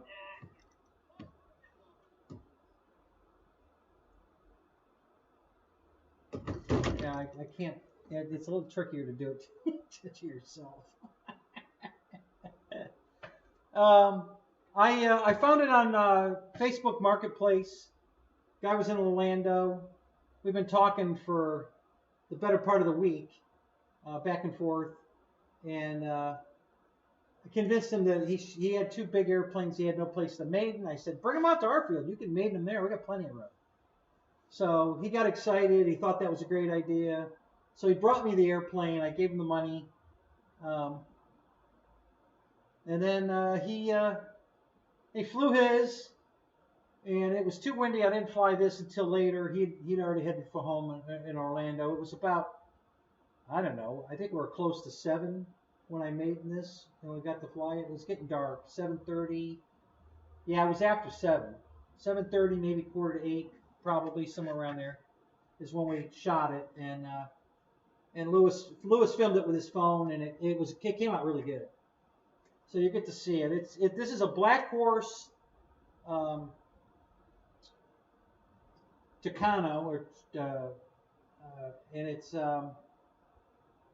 Motion RC sells it. And the original color is just the navy blue you see and the yellow stripe. All the rest of it's custom. He custom painted all the rest of it. He did a lot of work on it.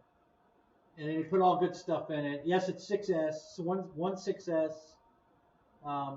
I believe he used either this. I don't think it's the power system from the Carbon ZT28, but I think it's close. It's about the same thing. He definitely used a way better ESC than that.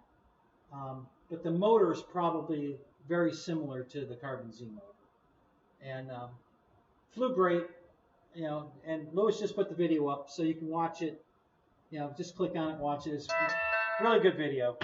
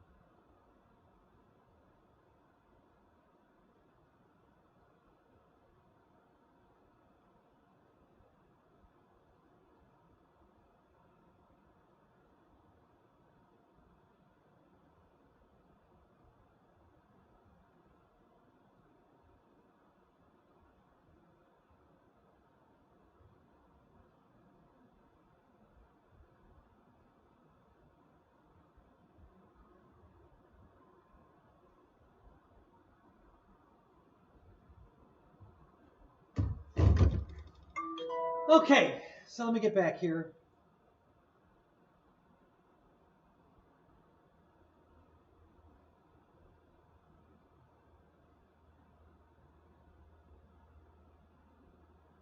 You picked up a globe plane today for frickin' cheap? No shit. Cool.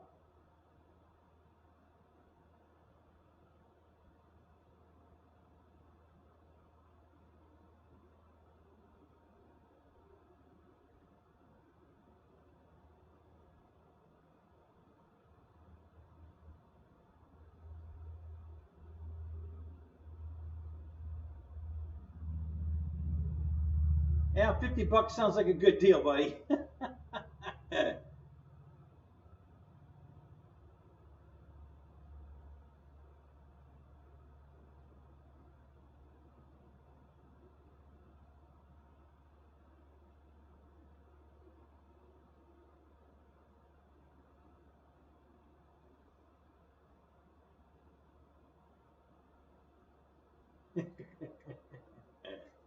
Now you're a quick learner, Kenny. You're doing fine.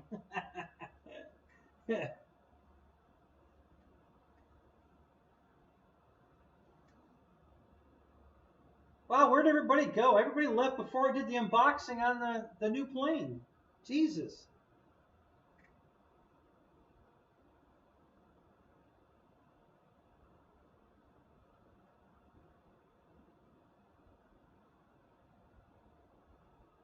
Yeah, I got an unboxing to do, guys. I wish you guys would have hung around for that. At least some of you did. All right, so I think I'll get this off the table so I can do the unboxing and we'll go get that plane. But before I take it off the table, I'm going to grab the other one so you guys can see the difference between the two.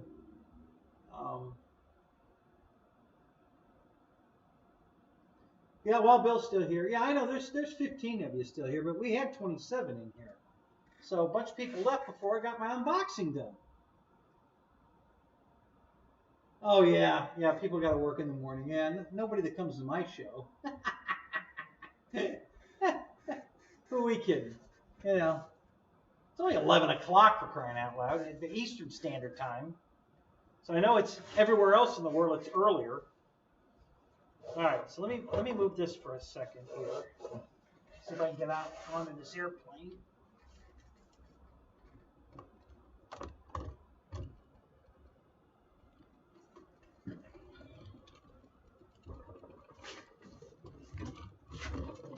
Okay. All right. Sit it back down. Okay. We still. Let's see if we're still all in the frame. Yeah, that looks like it'll be all right. Okay, so let me grab mine. I'm going to grab my canopy first, just to show you.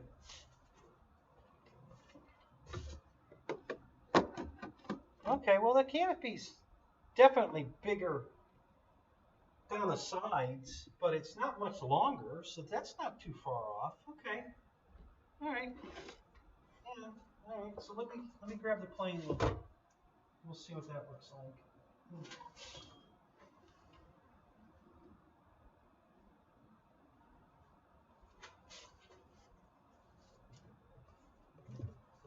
Okay. So.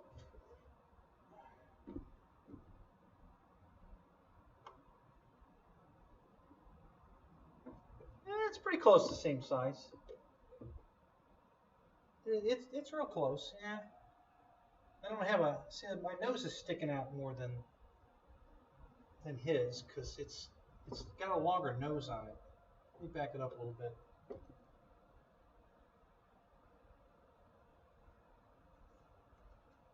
Yeah. So that's about even on the nose. But see, his cockpit starts here. Mine's way back here. So I've got a much longer nose than his. And then my tail is just longer than his rudder. And my rudder is inside the tail. So my tail's longer. The rudder's longer on his. The tail's longer on mine. So, but yeah, they're pretty close to the same size. Yeah, I think my wings are bigger, only because these taper front and back. And I think mine are more straight. I don't think they taper like this. So, but yeah, so that's it. They're pretty close in size. Yeah.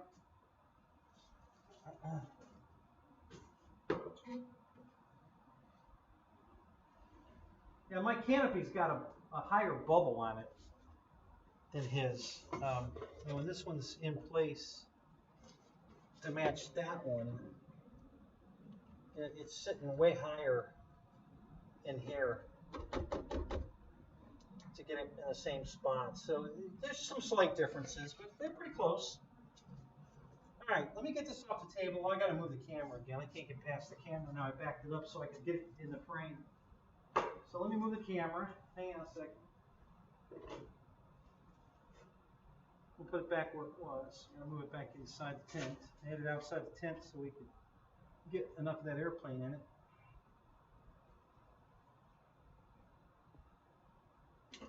Okay.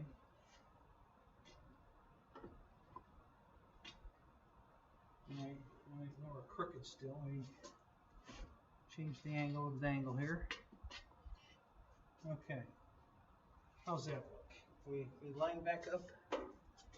Let me check it here. Almost. What do I gotta do? I think I gotta. What do I gotta do? Bring the camera up a little.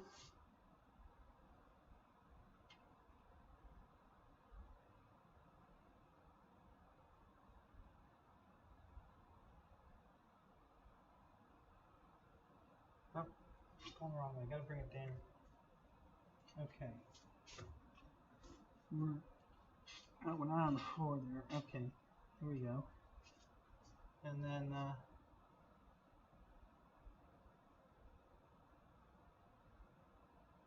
think we'll let's try bringing this down a little bit.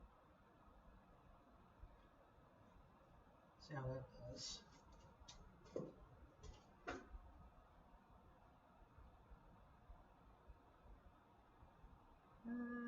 Yeah, squeak more.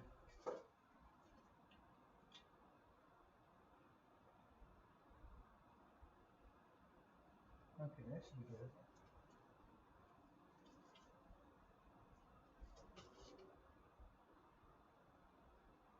Yeah, okay. All right, we'll work with that. All right, let me check the chat. Hold on. Oh, we're back up to 20. That's cool.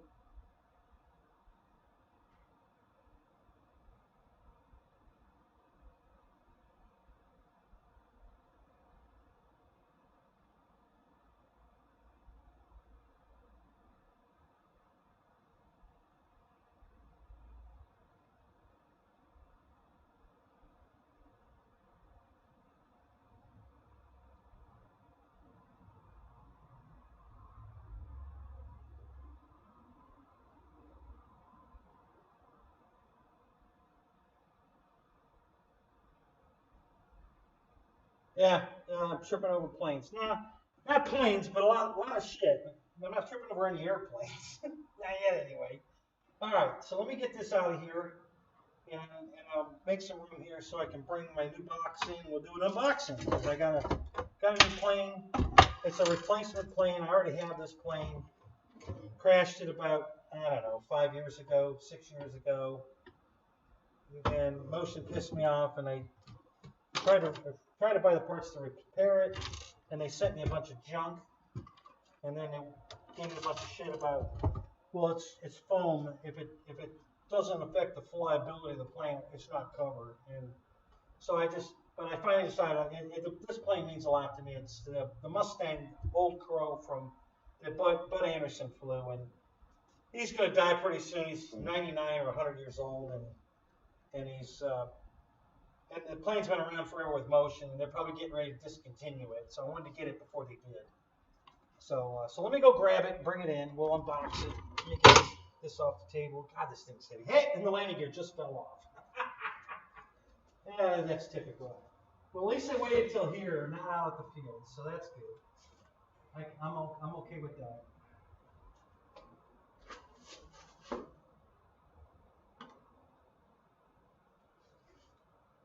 All right. Man, this thing's big.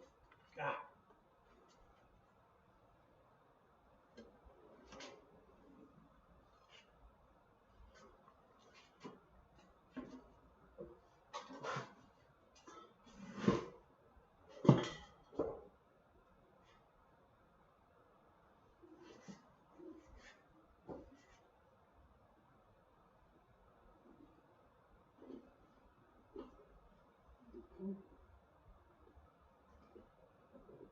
kind of box to put it in. Yeah.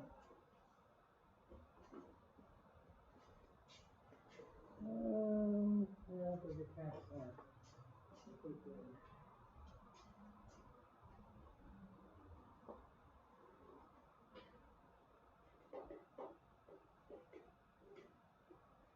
Okay.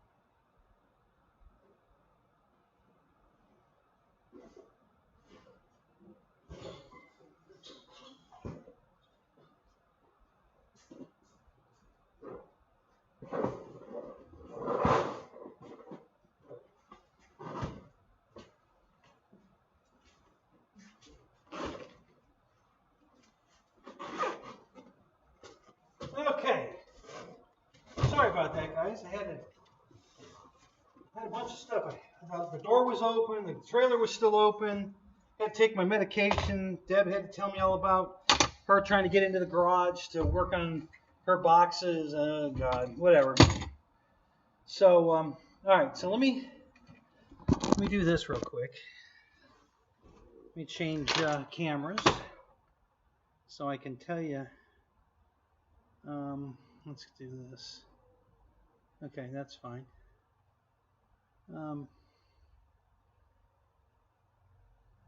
So it's not angled right, but it's good enough for what I'm going to show you. So this is the strut that just fell off the Tucano. It's it's all aluminum. It's a shock absorber, trailing arm, and that's the landing gear that's on it. And this was acting like a shopping cart wheel like that because these grub screws up here, there's 3 of them, were loose, came loose enough that it actually fell off the airplane. So it stayed on for the landing and taxied back and made it all the way home and made it onto the table. But leaving the table, it finally fell off. So that's okay. I'm all right with that. That's an easy fix. No big deal. That was the only problem all day. It wasn't a problem. But if I had to say something went wrong, that got loose. But nothing bad happened. So that's fine.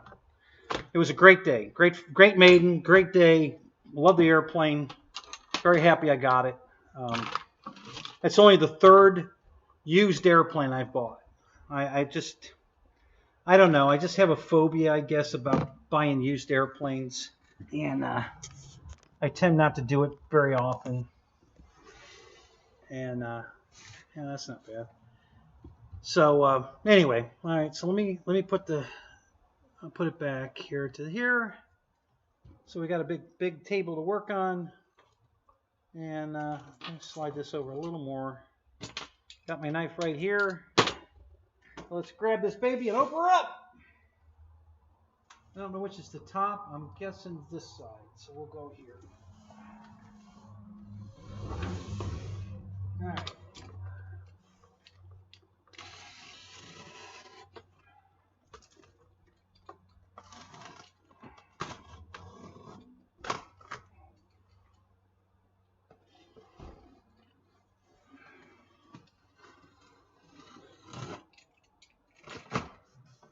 Okay.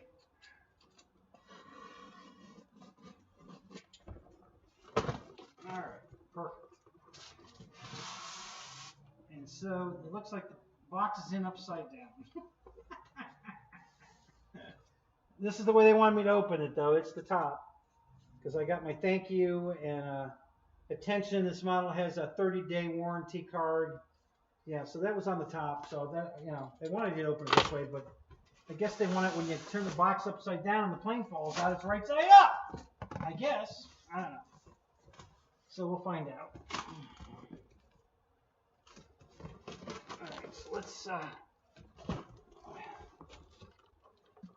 if we can get this out.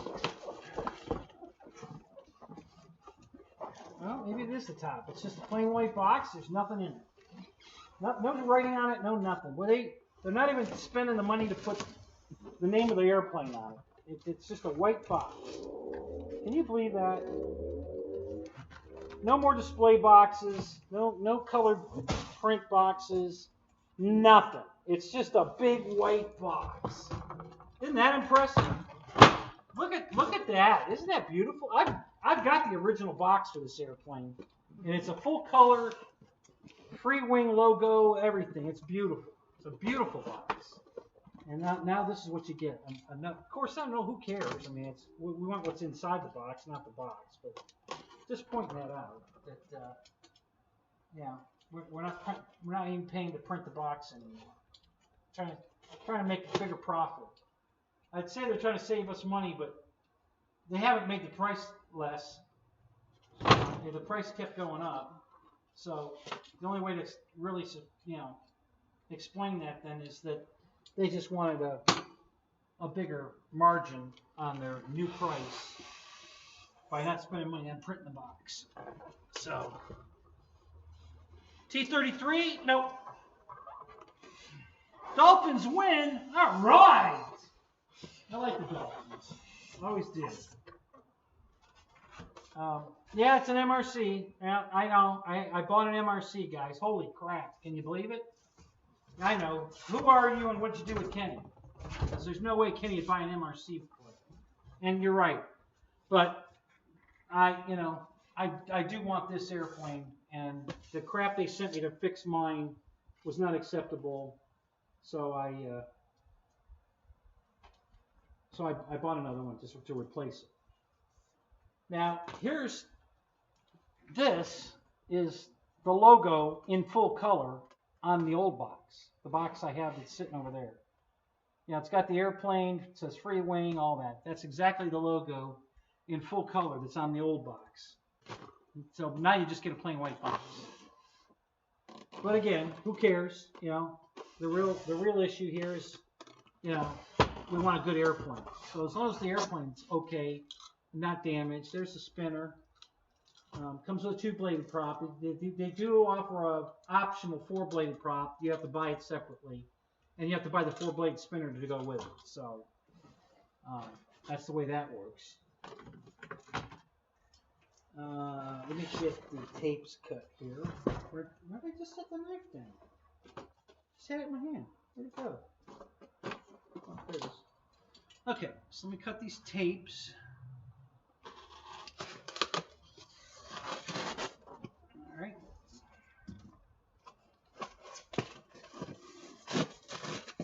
Okay. Okay. All right. So I think that's all the tapes except for there's a couple of spars over here.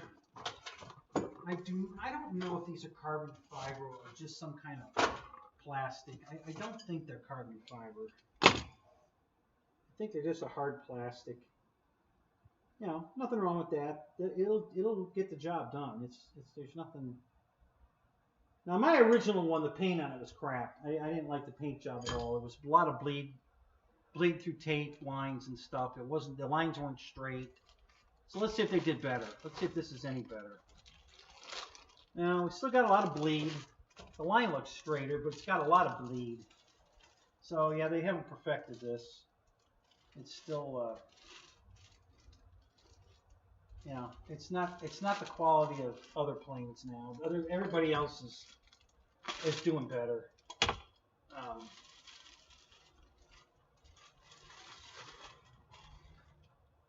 But I can live with it. It's all right. So we got a little bit of compression here.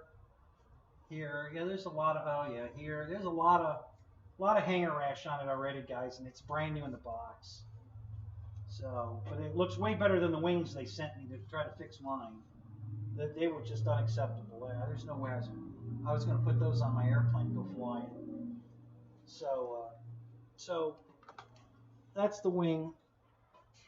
And it's loaded. The landing gear's in it. This does have landing lights that come out of the wheel well. They're pretty cool, actually, if you're not familiar with this airplane.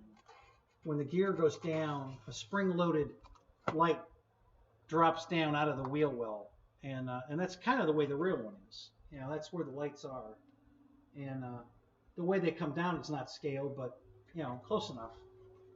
So that's one wing. There's a landing light in each wheel well. So there's 2 landing lights, and there's a nav light there on the end of the wing. You can see it right there. All right, and the paint line, like I said, still got bleed through. They're just I don't know what they're doing that they can't get that crisper lines in that. Everybody else can. I don't know why they can't. It's kind of weird. All right, let's move on. Let's get the other one out.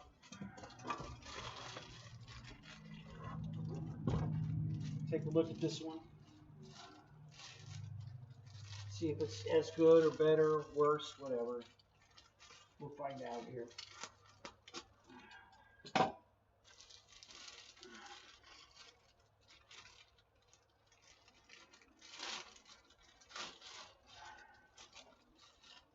Okay. Yeah, exactly the same as the other one. More bleed on the black line, painted line. Yeah. Decal placement looks good. Yeah, the decals look really good. They did all right on that.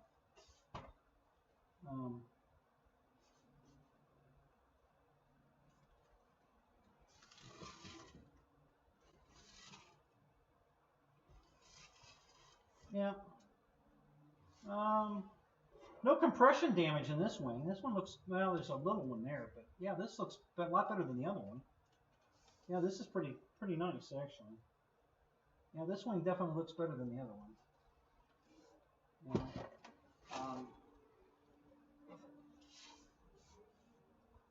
This gear door is not closing right on this one either.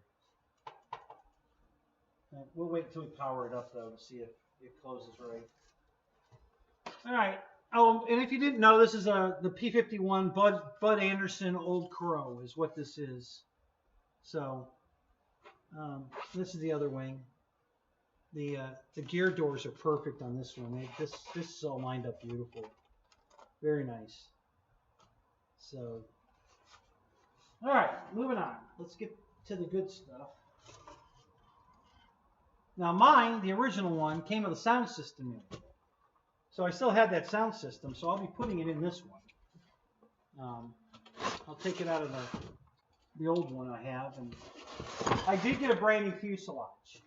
It was not damaged. It was the wings I had a problem with. The wings were terrible because they didn't. The fuselage came in this exact same box. They just didn't have anything else in it. They take everything else out, but the fuselage is in this crate, so it didn't get damaged. The fuselage was perfect, but the wings were terrible. And they were just in plastic bags, like the bag they came in. But both wings were in the same bag, and they were beating each other to death. And then when they threw it in a bin with another bunch of wings, they were all beating each other to death. So it had compression marks and scrapes and dings all over them. They were terrible. So, but because it didn't affect the flyability of the plane, it's not covered. That's what they told me. Okay, here are the drop tanks. Right here. All right. And we got the horizontal stabilizer. And the paint lines aren't straight on this at all, and they're full of bleed over. But you know, all right, whatever.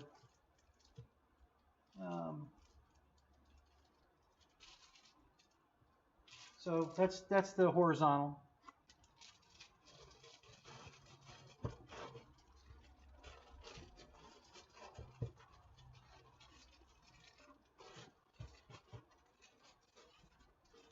Okay, let's go.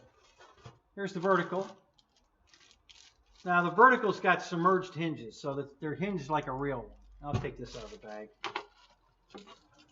I do like this part of this plane, and the ailerons and flaps are the same way. They're submerged hinges, not pivot hinges like the cheap foam hinges.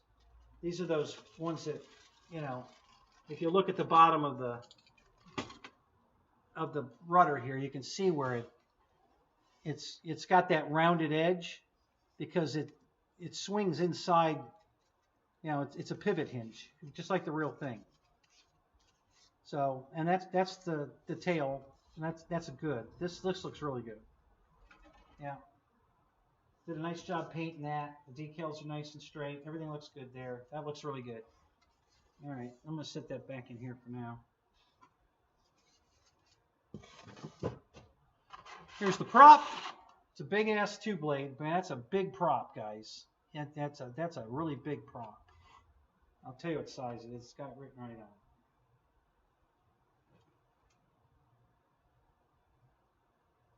Can't read it. Hang on. Hang on, there's a flashlight right here. Where'd it go? Yeah, where'd it go? Oh, there it is. All right.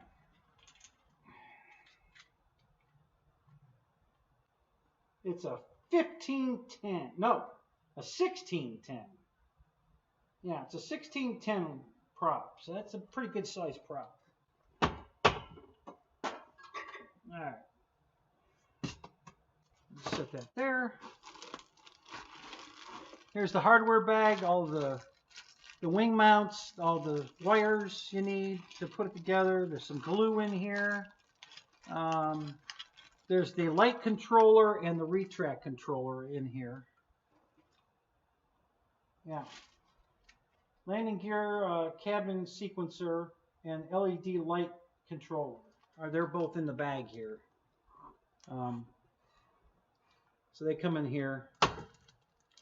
They used to be installed. They were installed in my plane with the sound system in it. They were installed already. But they got tie wraps and clevises. The bomb. These bombs are pretty cool. Or not bombs, but the drop tanks actually have harnesses like the real thing that you glue on to the fuel tank, and they look real. They've got the little snubbers and everything. They're really nice. So I like that part of it. It's pretty good. All right, nothing there. Nothing there. Oh, got something down here. Oh, prop adapters. Wow. Why would you need that? That's weird. Yeah. All right. So I don't know why it wouldn't fit the plane you're putting it on. It came with, but maybe we need a prop adapter. I don't know. They didn't need it on the first one, so I must have changed something. Okay. And now the best part. Here's the fuselage. Let's hope it's not damaged. All right. And like I said, I already got a new fuselage. I bought a fuselage and wings. That's all I needed. Everything else, I have all the good electronics. Everything was fine. Sound system, everything. I just, I crashed the plane and avoiding a midair. And I just never got around to replacing it, but I'm going to replace it now. So here it is, the old Crow. That's all in the picture there. Yep. And there's the battery hatch is magnetic on the top, and there's a beautiful battery mounting door plate right there with a strap. So that's real nice. The engine cylinders are really good on this. I like these. I think these are some of the best looking exhaust ports. If you wanted to, paint these and weather them, they would look really good. The pilot compartment's pretty crappy. I'll be honest with you guys. There's nothing in here worth a crap. They're just blocks of wood, and the canopy does open. You can slide it back. It's a little tricky to do,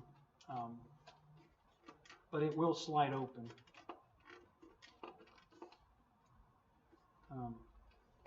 I had trouble with mine, the first one, same thing. It's really a fight to get it open. There it goes. Okay. So yeah, so you can slide, and the FMS one slides open too. If any of you guys didn't know that.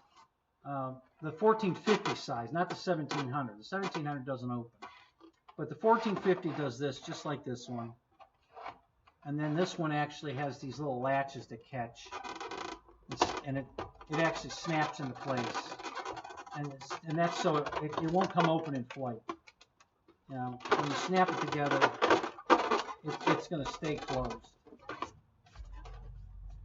So let me make sure it's not screwed up here. It's kind of a. So what I like about it is the way it snaps together is the part of the canopy that slides actually slides up under the windscreen, and that's so the air will go over it and not catch it.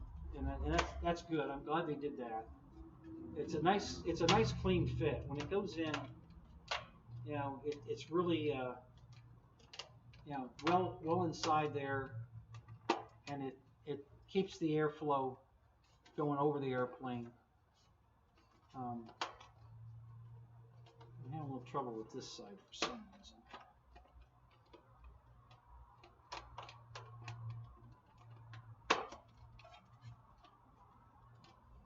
Yeah, I can't get this side to go in. All right. All right, you, come on.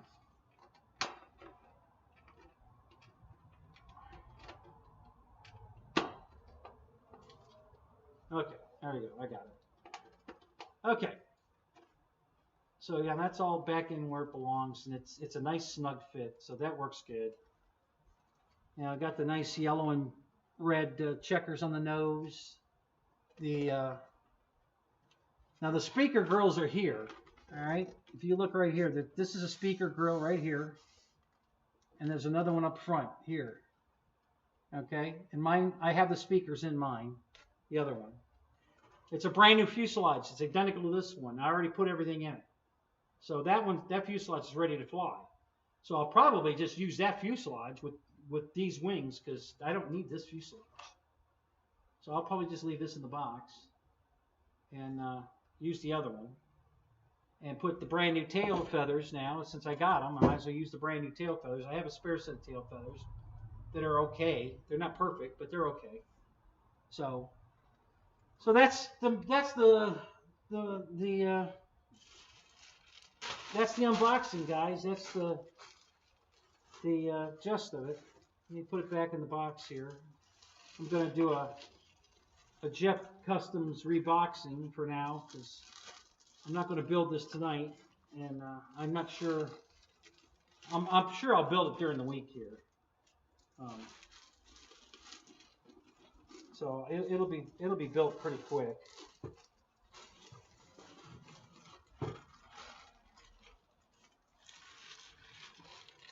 So I believe this came out this way, or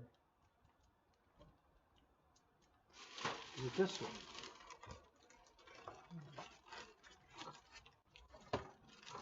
No, it had to come out the other way. Oops, that wasn't good.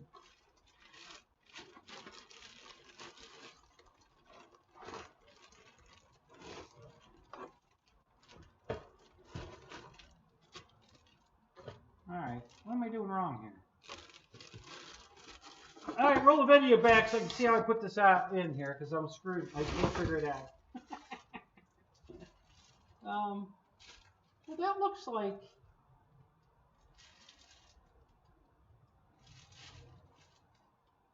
Well, son of a bitch. Well, I guess it goes, maybe it goes in this way, I guess. Yeah, I guess it goes this way. Alright. I figure it out. Yeah, I figured it out. Alright, so it goes in this way. Just gotta get the bag to go around these parts of the airplane. There it is. Okay. So that's back in the box. Pull this foam, the plastic down around it. That's okay. That's okay. Alright, so let's put the foam top back on. It goes this way. Oh wow. That's kind of weird. Okay, that goes on like that, and then I believe this was the wing that came out last, so that goes back in first.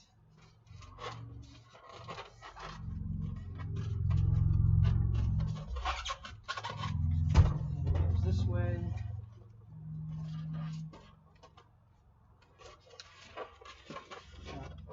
Alright, so that one goes in this way.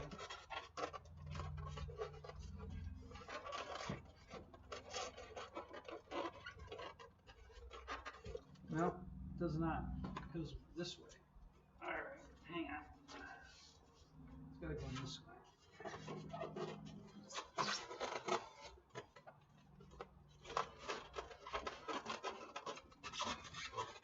Alright, and then maybe it goes in this way.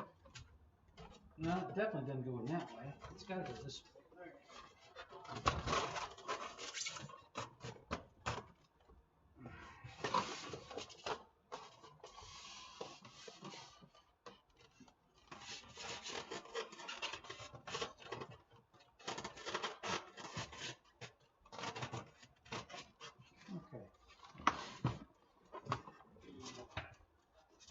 Put a couple of these on top to protect the wing. No.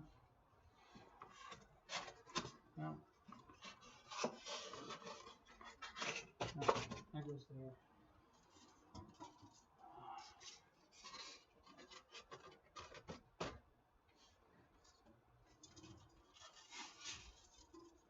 That's probably good enough. So,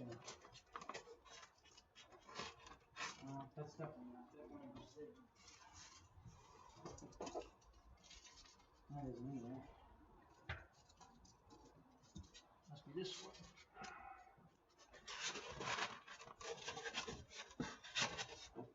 And then we put the other way on top of it. I'm pretty sure it was in upside down. I think it went in this way.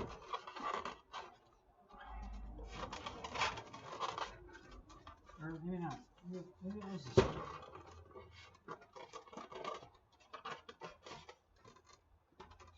No?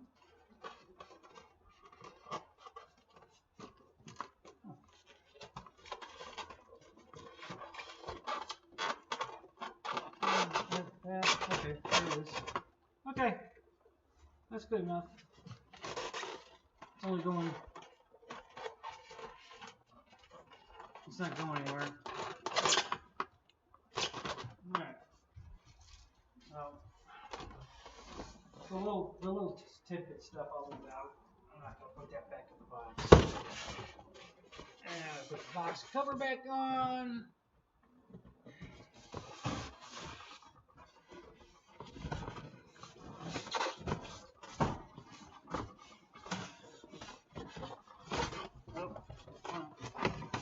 There we go. And there we are. All right. So let me stand this up over here. Get it off the table like that. Good enough. Uh-oh. Don't fall over. Okay. Oh, that was a lot of work, guys. Holy crap. All right. Let's get rid of that. All right. Now, so I didn't see any of your questions or talk, guys. I missed everything. I couldn't read and do the boxing. So any questions you ask me, ask again.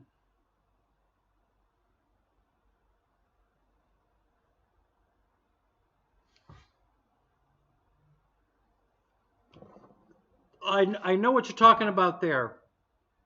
You know, I don't know what everybody's supposed to do for a living. You know, with all the automation that's going on, everybody's losing their jobs. I'm never going to shop at Walmart again because it's all manual checkout. You have to check out yourself. You don't have the option to go to a register. So I'm buying everything at Target now. I'm not going back to Walmart ever again. I'm done with Walmart. From now on, I'm going to Target because I am not going to check myself out ever. Screw you. You know, I didn't come in here to work. That's a job. That's somebody's job to run a register and check you out. So if you want me to do it myself, I will shop somewhere else. Same thing with McDonald's. You know, McDonald's was forcing you to use the kiosk machine. Nope. Sorry, I'll go eat at Wendy's. Goodbye. So that's my feeling on it. I'm just not going to do it. People need their jobs. You know, cash register operators need their jobs. This self-checkout bullshit is for the birds. So, you know, if they're not going to at least make it optional, then I'm just not shopping there no more. It's been optional up until now. They just now, all the Walmarts right here by me have all changed the whole layout of the way out now. It's one big giant, like, corral with all the checkout machines inside it. And you walk in and somebody there assigns you to a register to go to or a self-checkout. And you don't have the option of going and getting in line and having a girl. Now, so I'm done with Walmart. I'll shop at Target. So what else did I miss, guys? How many of you still here? Let me look. 11. Oh, well. That's just part of the game. So.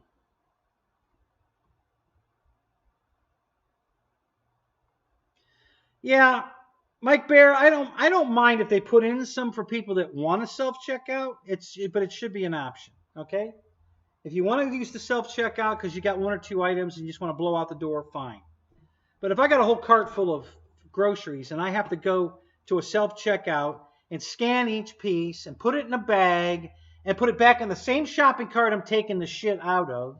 I mean, what the hell do they expect us to do? I mean, if you got a full cart of stuff. So what I'm going to start doing, and I hope you guys do it too, I'm going to go to the food section, mostly frozen food section, and I'm going to load my cart with as much shit as I can handle, go to the checkout and see that it's a self-checkout only and say, oh, hell no, and I'm going to leave the cart right there and walk out the door. So somebody's going to have to hurry their little ass up to put all that shit back before it rots in the cart. So I'm going to start doing that. I hope you guys do too, because we need to stand up and say, we're not going to take this shit. This is bullshit. So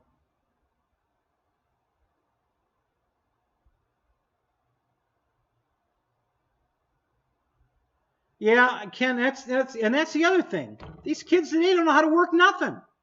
They can't make change without a calculator, or a computerized register that does the math for them. I mean, simple math. It's an 85-cent drink and I gave you $1. She picked up a fucking calculator to see how much change she's supposed to give me from 85 cents and $1. Oh my God. Are you fucking kidding me? So yeah, I mean, it's just ridiculous.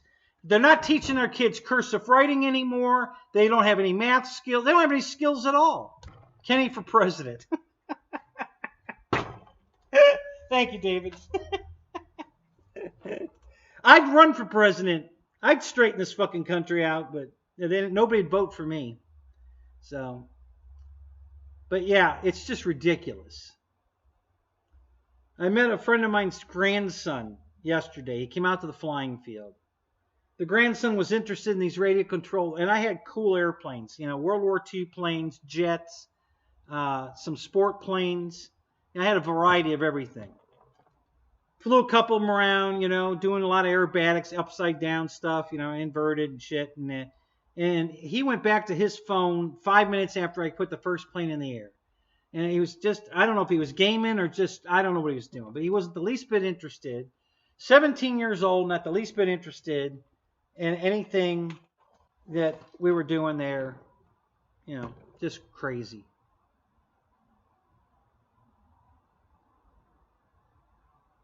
Keep them dumb, easier to control. I don't know that being dumb makes it easier to control. They have less respect for authority because they weren't taught that there is such thing as respect for authority, They want to be defiant of everything and everybody. So, yeah, probably watching Pornhub. Probably, Michael, probably. Yeah, I was going to tell you about something tonight, too, that I saw. And what the hell was it now? Damn it. You would have really enjoyed that. What the hell did I see today? It was right up Michael Bear's alley, and I can't freaking remember what the hell it was now.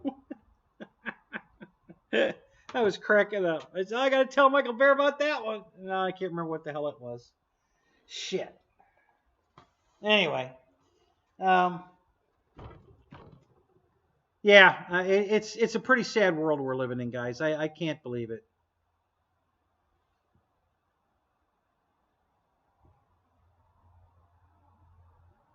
Well, that's good, Philip. I'm glad to hear that. The self-checkout was closed because nobody wanted to use it. That's what we all have to start doing, guys. We all need to boycott the self-checkout. Go up there with a full cart of anything and then walk out the store. Say, oh, hell no. I ain't checking myself out. And just leave it all in the cart and walk out. And I think if that happens often enough, maybe they'll get the message and put it back to at least you have the option to use self-checkout if you want to. I don't go to self-checkout at Publix. I go to the regular register, talk to the nice lady working there, have a very pleasant conversation. I enjoy that. I'm not giving that up. So if they want to do self-checkout, I will take my business elsewhere. Smoking weed and eating magic. Yeah, probably. Yeah, you're right, Mike. Probably. Yeah.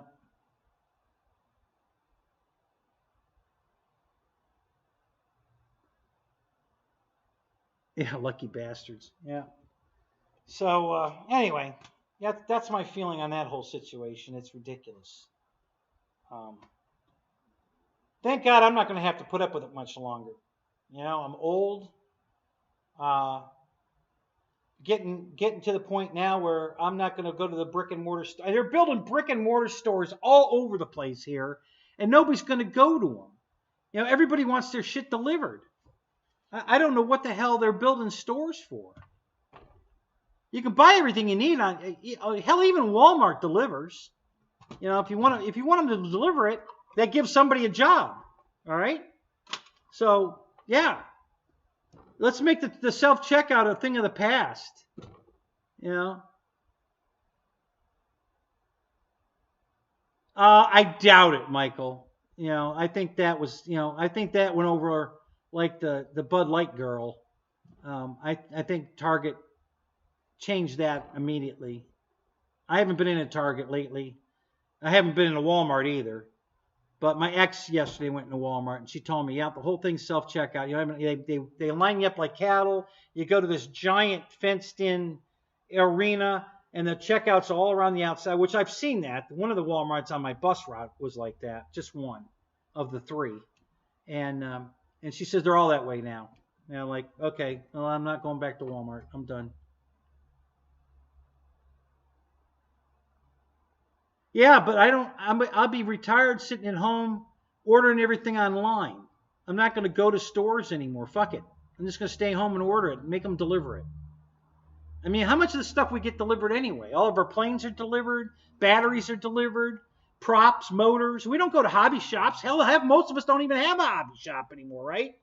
So you're buying everything online. My buddy's buying all of his food online. You know, even if you buy frozen stuff, they pack it in dry ice. And they mail it to you, you know.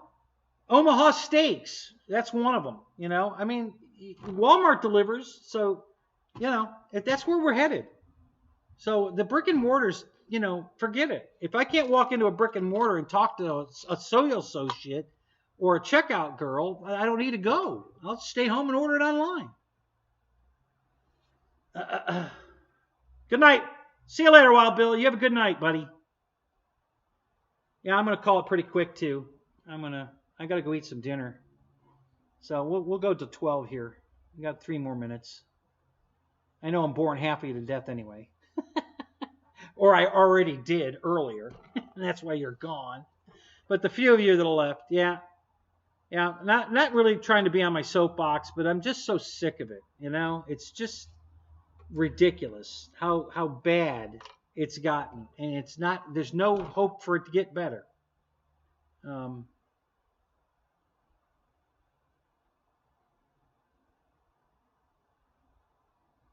Yeah, they did that here too for a while, Michael. They took those off. Too many people, old people here can't carry their shit from the door to their car. So they had to take those poles off and let them take the cart outside. So all of ours here don't have the poles anymore. Because people are too old here. They just stopped shopping there. You know, so it works. You know, when they had the poles on the cart, everybody stopped shopping there. They did the same thing. They walked around the store.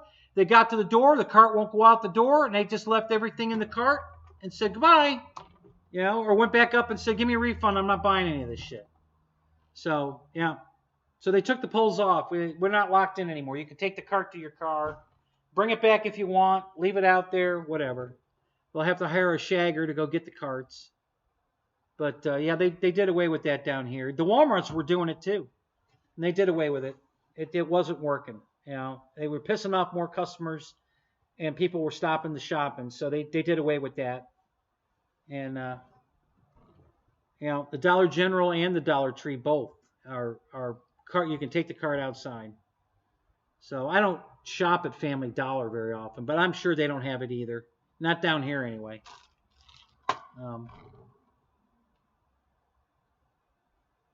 Yeah. Yeah, the polls at the clubs are for the girls to take the dollars. Yeah, see, that's how that works. That's how the dollar is associated. The checkout girl is hanging on the pole, taking your dollar. Oh my God.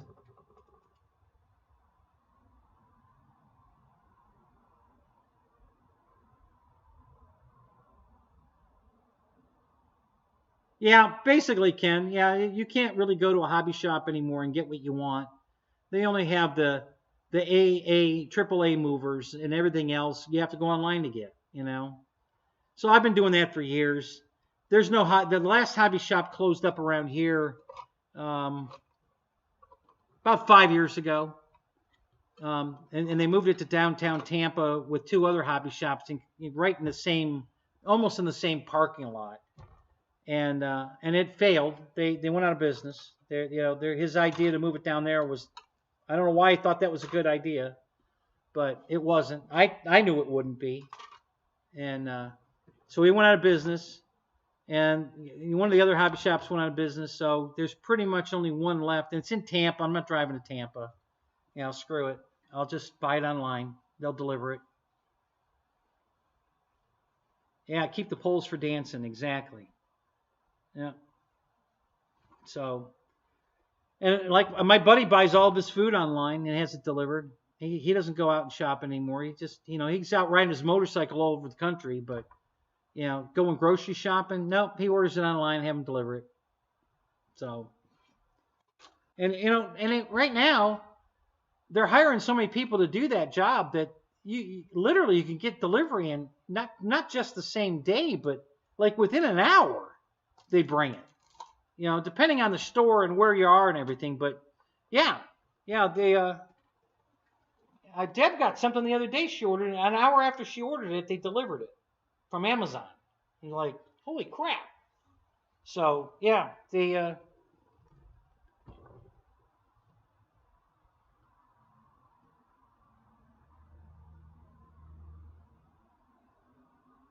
Yeah, and Mike, I'll be honest with you. Ryan knew that going in. The shop's not on the main strip. It's behind like warehousing.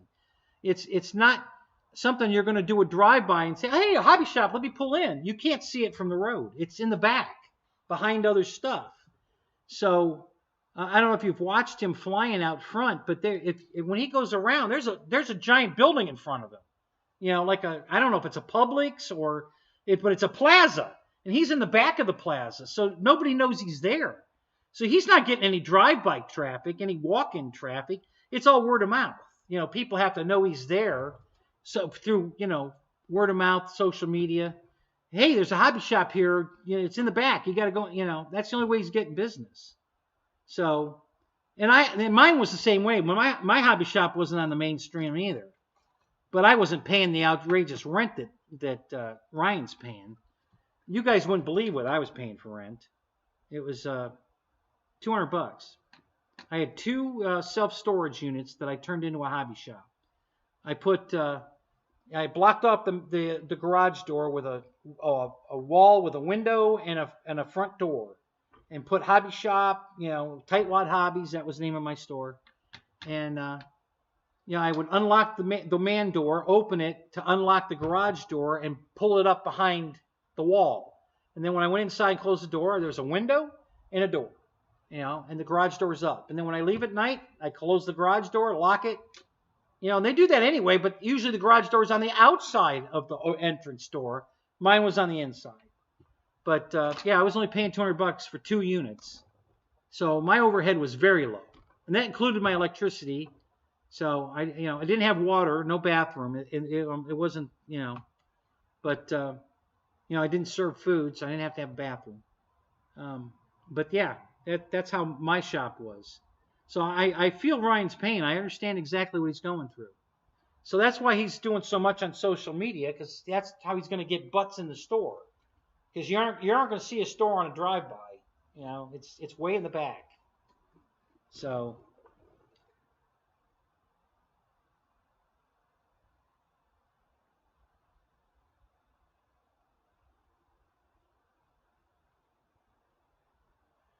Yeah. Where I fly, guys, I actually passed 3 AMA fields on the way to this one, because I don't want to fly at these AMA. I have my AMA, because I went to Bigfoot and stuff. I have my AMA. I just don't want to fly at these fields. I know the people there; they're a bunch of assholes.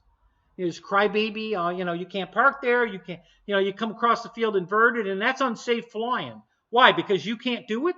That makes it unsafe. They complain about everything.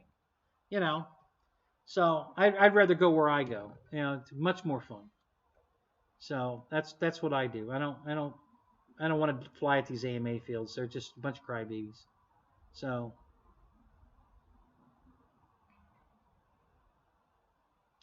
yeah, and that was I had a lot of stock, but and same as Ryan, surface was my main draw. I had hardly any airplane people come in my store. It was all surface. And the reason is because it's instant gratification. They go racing. There was a race every night of the week in my area. There was like 8 or 9 different racetracks, and a couple of them were competing against each other. But you could go racing every night of the week, and off-road, old dirt oval, and dirt off-road.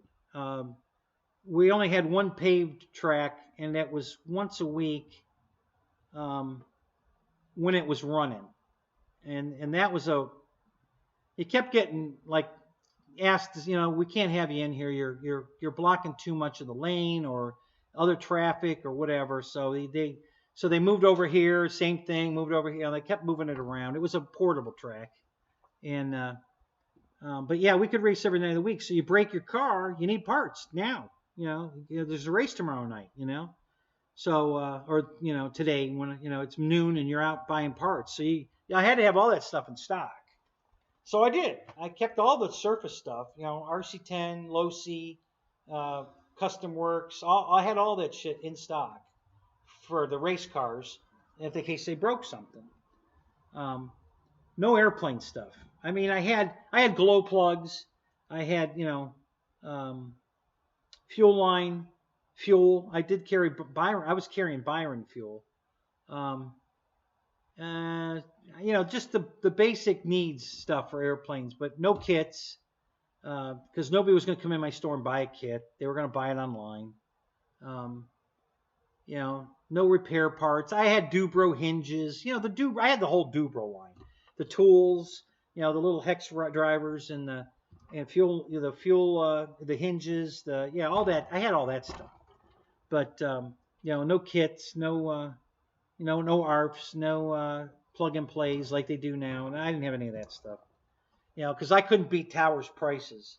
I was buying it from Horizon and everyone else for the same price that Tower was selling it for. Everybody that was before Tower and Horizon merged.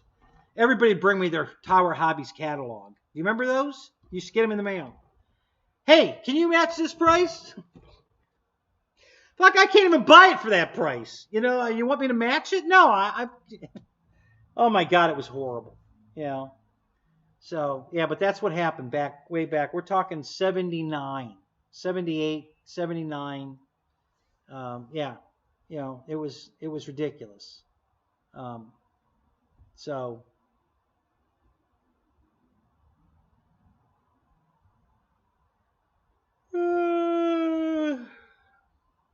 Yeah, the surface stuff, like I said, we had so many tracks in the area, you could race every night of the week. And you could go to there was tracks in Orlando running the same nights. There were tracks in St. Pete running and up in Hudson. They're depending on, and I was right center in all three. So I could go any one of those when I lived in Holiday.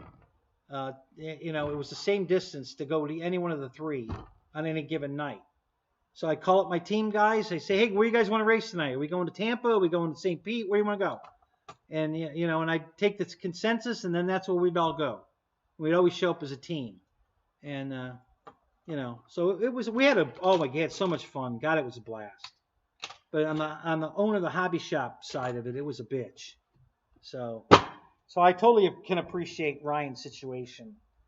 And, nope, Bobby's shop's done, Mike. Ryan and Bobby sold out of their shops. The shop in California, they're not a part of that one at all anymore. Bobby came back to Muncie, and him and Ryan are running this store by themselves. I think Jing's still a partner, but he only has 1/3, and they have the other 2/3 together. So any decision they make is going to outweigh what Jing wants to do. So Jing's just along for the ride. Bobby's back here now. they didn't close the store. They just made Jing buy them out of it because they wanted nothing more to do with that store. So the California store is not part of Bobby or Ryan anymore. They're done with that one. They sold their shares in it and they're out of it. Like Ryan was saying, it was bleeding him dry. They were using all the profits from the Muncie store, the Indiana store, to pay for the California store to try to keep the doors open. So I asked Ryan, how long is it going to take you to recover? He says, I'll never recover. The amount of money I spent on the California store, I'll never get back, he said. I was like, wow. So Bobby's store's done as far as Bobby's concerned. He ain't there. He's back here now. I don't know what Jing's doing with it. I don't know if he's going to sell it or what. I have no idea. And it's in California. I don't care, But, and that's why Ryan's like talking about Bigfoot. Ryan and Bobby can't both go. So one of them has to run the store. Ryan's already told Bobby he can go if he wants to go. So I think Bobby's going to go to Bigfoot because Ryan's not going to go. Now that could change and maybe they'll swap, but they can't both go because somebody's got to stay there and run the store. Basically, the two of them are going to run the store.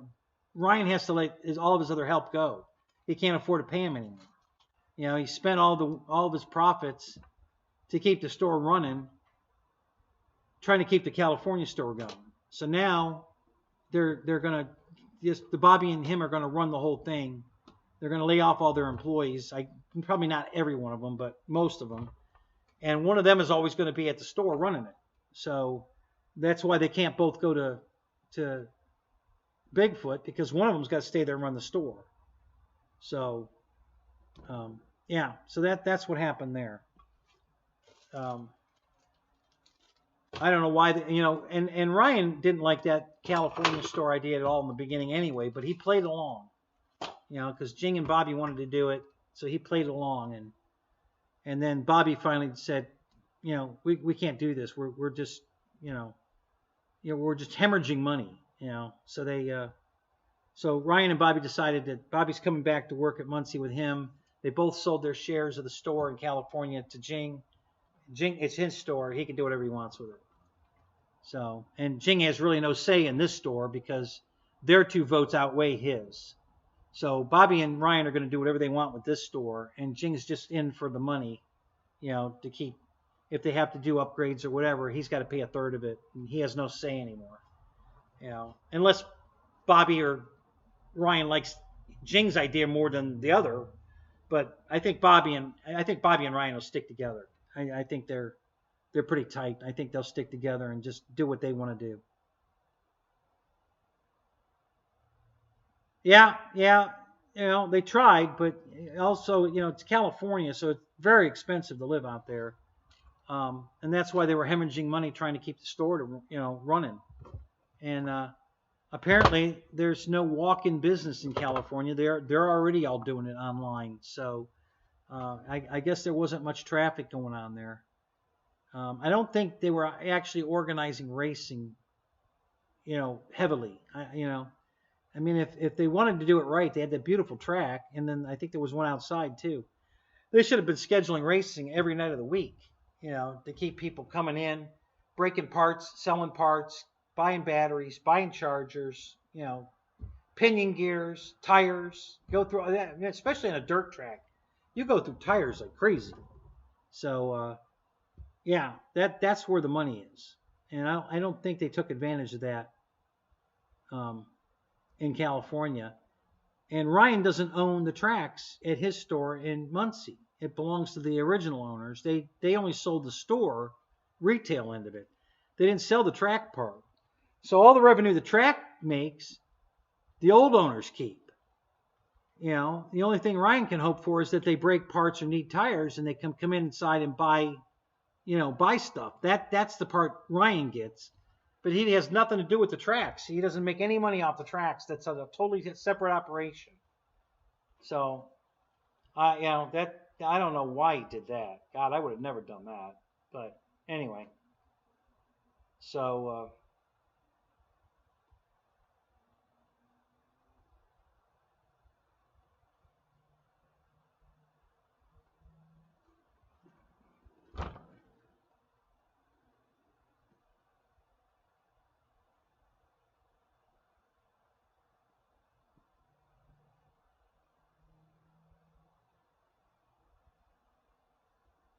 Oh, well, of course, it's always easier to remember the bad stuff, Phil.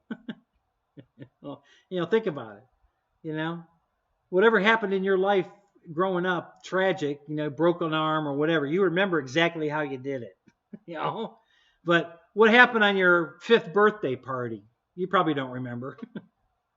But you remember how you broke your arm or whatever. So, yeah, that's always the way it goes. Um,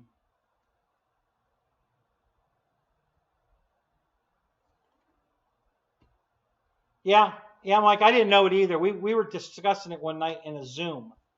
And Ryan spilled the beans, and I'm like, you don't own anything. You don't get any of the racetrack. He goes, nope, it's totally separate business. I have no say, no. I have nothing in the racetracks. We only bought the retail into the business. I couldn't believe it. I was just, my jaw hit the floor. I couldn't believe that they would sign a deal like that. I mean, hell, I knew that you had to have a racetrack to have a successful hobby shop. I mean, I was successful, but I only had $200 in rent. Okay, my overhead was nothing. No light bill, no water bill, no AC bill, none of that. Nothing. I just had rent, $200 a month. You don't have to sell a lot of shit to cover $200 a month. And I was the only employee. I ran it by myself. So I made some good money. Kept it open for 20 years, I think. Yeah, it was at least 20 years. I think I opened it in like 80,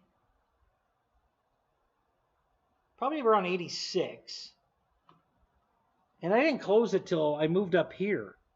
So that was 2014. So I ran the hobby shop from around 86 to 2014. So that's probably closer to 30 years. I'm not going to do the math. I'm too tired to think. But yeah, but I didn't have to sell shit, to make money. Because, when you only have $200 overhead, you don't have to do much. And I did a lot of business. I had a good business going. I had a lot of people coming to me. All my race friends, everybody came to support me. Just like Ryan, everybody that's close to Ryan's store is supporting him, I'm sure. And I'm sure all of us would too if we lived there. But I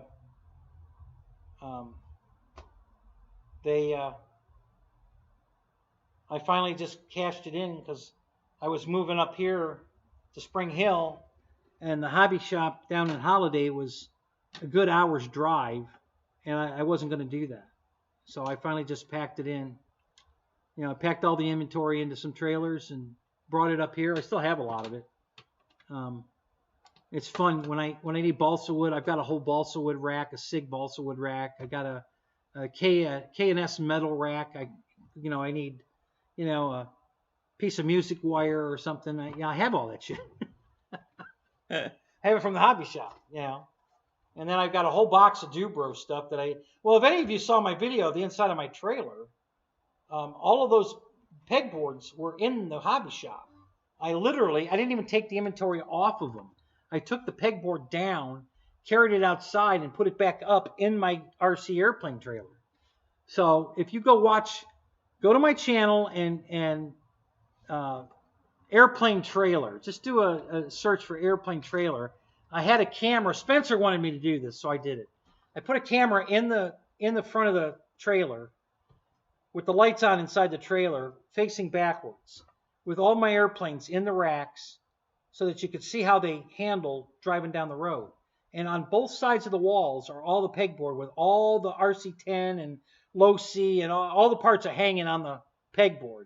And they're all, wiggling around and everything while I'm driving down the road. So I took everything out of the store and put it in the trailer that was hanging, and then boxed up the rest of it. And it's still in boxes in the other trailer. I haven't emptied that thing yet.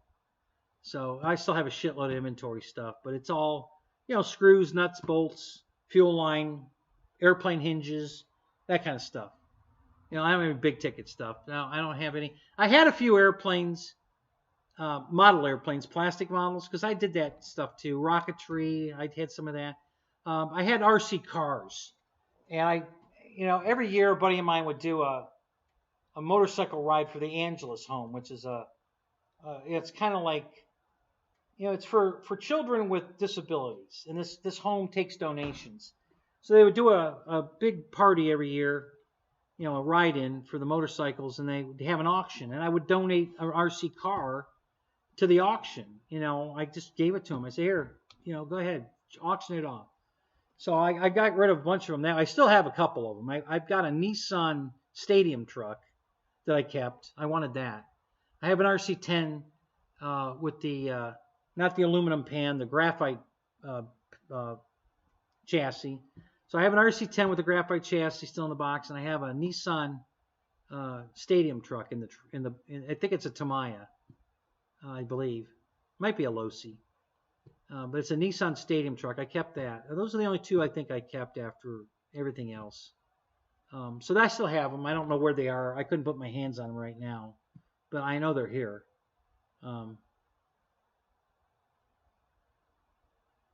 Yes, I found Rich Baker's field. Yes. You're going to love this. You see, you guys that stuck around, you get all the good information. So I don't know if you guys are familiar with Wesley Miller, the Boozers. So he lives up in Webster. And the street he lives on, at the end of the street, it's not even a half a mile from his house, is a fire station. And then behind the fire station is the field that he used to fly at called Band of Buzzards. And it's an AMA field. To get to the field, you have to drive out that street all the way to the main road, which is 471. And you turn left and you go, I don't know, a couple hundred yards to the entrance to the flying field and turn left again. And now you're on the flying field and you fly off of Geotex that's opposite the fire station.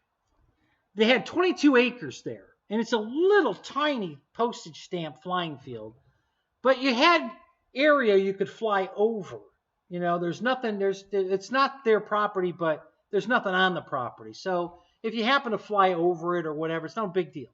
And there weren't a lot of trees there. There was one that was fairly close. And the ones between the fire station and the field were close. But yeah, so you could fly around. But it was 22 acres. Rich bought 10 acres, and it's only 380 feet, maybe 400 feet wide. And then I don't remember how long.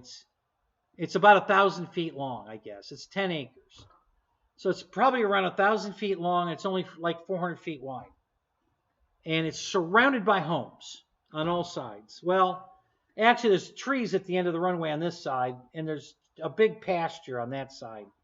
But they're tall trees. So you're not going to be able to fly over those trees unless you're at 10,000 feet, because as soon as you go over them, you're going to lose sight of the airplane. So you can't go over those trees. You got to stay inside there. There's houses in those trees across from him.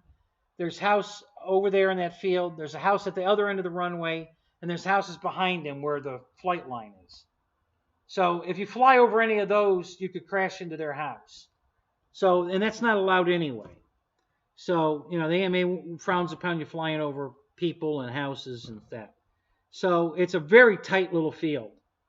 And it's north of Wesley. The Band of Buzzard field, it's about 5 miles farther north than Wesley's old field, the Band of Buzzards, where Wesley lives. So, and here's the best part. Are you ready for this? You guys need to be sitting down for this one.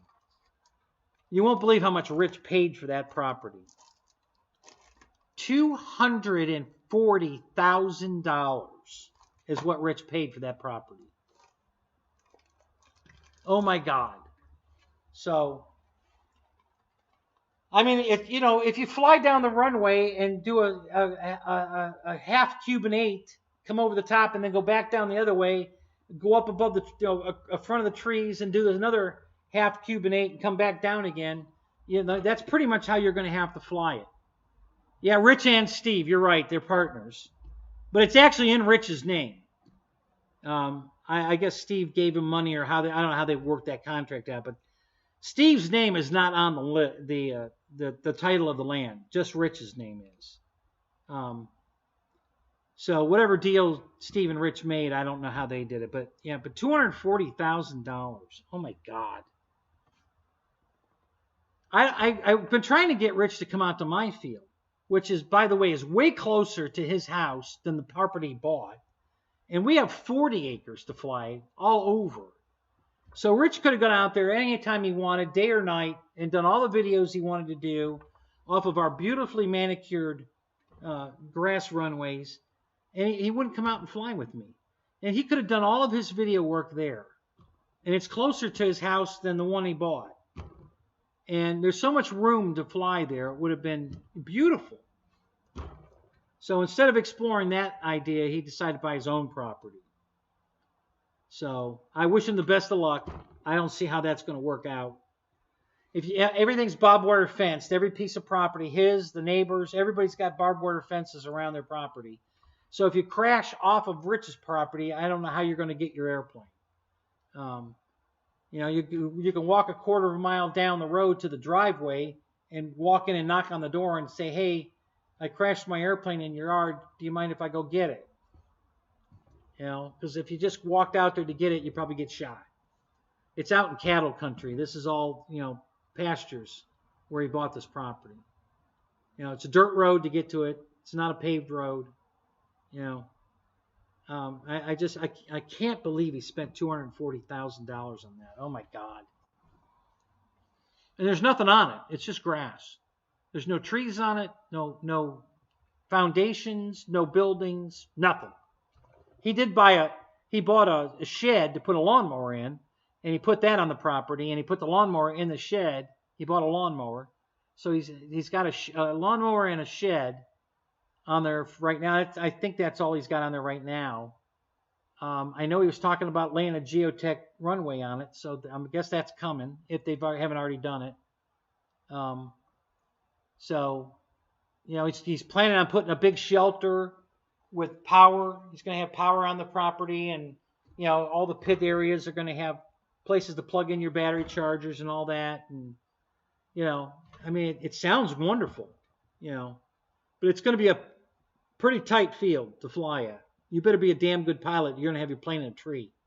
So I don't know. We'll see what happens. I wish him all the luck. I hope it works out for him. But God, I wish he'd have come out to my field, because he wouldn't have to spend any of that money, and he could have come to our field anytime he wanted to do his videos. And most days during the day, there's nobody there. So he would have had the field all to himself. No gas airplanes in the background while he's trying to do a video, and he wouldn't have had any of that. He could go fly all day with nobody there.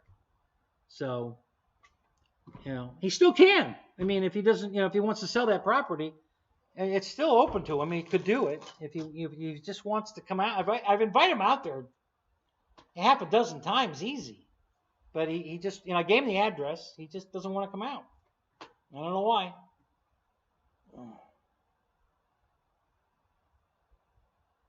Oh, they did do a temp geotech runway, yeah. So again, I don't know. I can. I'm trying to think if I could give you well, here's how you look it up. It's really easy. It's in Sumter County, Florida. So you go to Sumter County, Florida, and you look up, the property appraiser's website. Go there. And you do a record search, and you just put in Rich Baker, and I think 5 of them come up. Some of them are co-owners, and then there's 2 just Rich Bakers. Rich is his middle name is N. I don't know if that's Neil but it's Rich N. Baker. That's the property you click on, and it'll show you an aerial photo of the property and everything. Yeah, it's not 280 feet by 280 feet. It's a long, narrow run, piece of property. I overlaid my piece of property on his. Okay, so I have a triangle that's 830 feet by 360 feet, and then it comes to a point. And I drew that on his property, my measurements, and I drew it on his property. And it took up most of the property. There was a little bit on the width from my 360 feet, So I'm guessing it might be 400. It's probably under 400, but and then there was probably another 100 feet, maybe 200 feet of length. But my triangle took up most of his property, and I only have 3 acres. This is supposed to be 10. I don't think it's 10 acres. It doesn't look like 10 acres to me. But that's what it says in the deed. It says 10 acres. I don't believe it's 10 acres, but that's what it says in the deed. And yeah, I just, wow. So that's all you need to know. Rich Baker with an N, middle name N, Sumter County, Florida, and do a property appraiser search, and you'll find the property. You'll see an aerial photograph of it. You can, it gives you a link you can click on to go to Google Earth, and you can get to ground level on the street and actually look at it at eye level and see the fencing and his property. It's clear. It's clear and it looks flat. But yeah. So, Fred, you out of here? All right, guys. We'll see you later, Fred. You have a good night. So that's how you can find rich property if you want to look at it. But it's definitely not a square. And it's definitely not 280 feet square. Or yeah, not 280, I'm sorry. 2080. Yeah, it's not either of those. It's not 2,080 feet long at all. It ain't even close to that. And it's, like I said, I did them. There's a measuring tool on it. Go measure it, you know. You can click on the measuring tool. You click in the corner, go down to the corner, go down to the other corner. You can measure it out. It'll tell you what the measurements are. I don't think it's 10 acres. I think he's getting screwed there if he paid for 10 acres, because I don't think it's 10 acres. So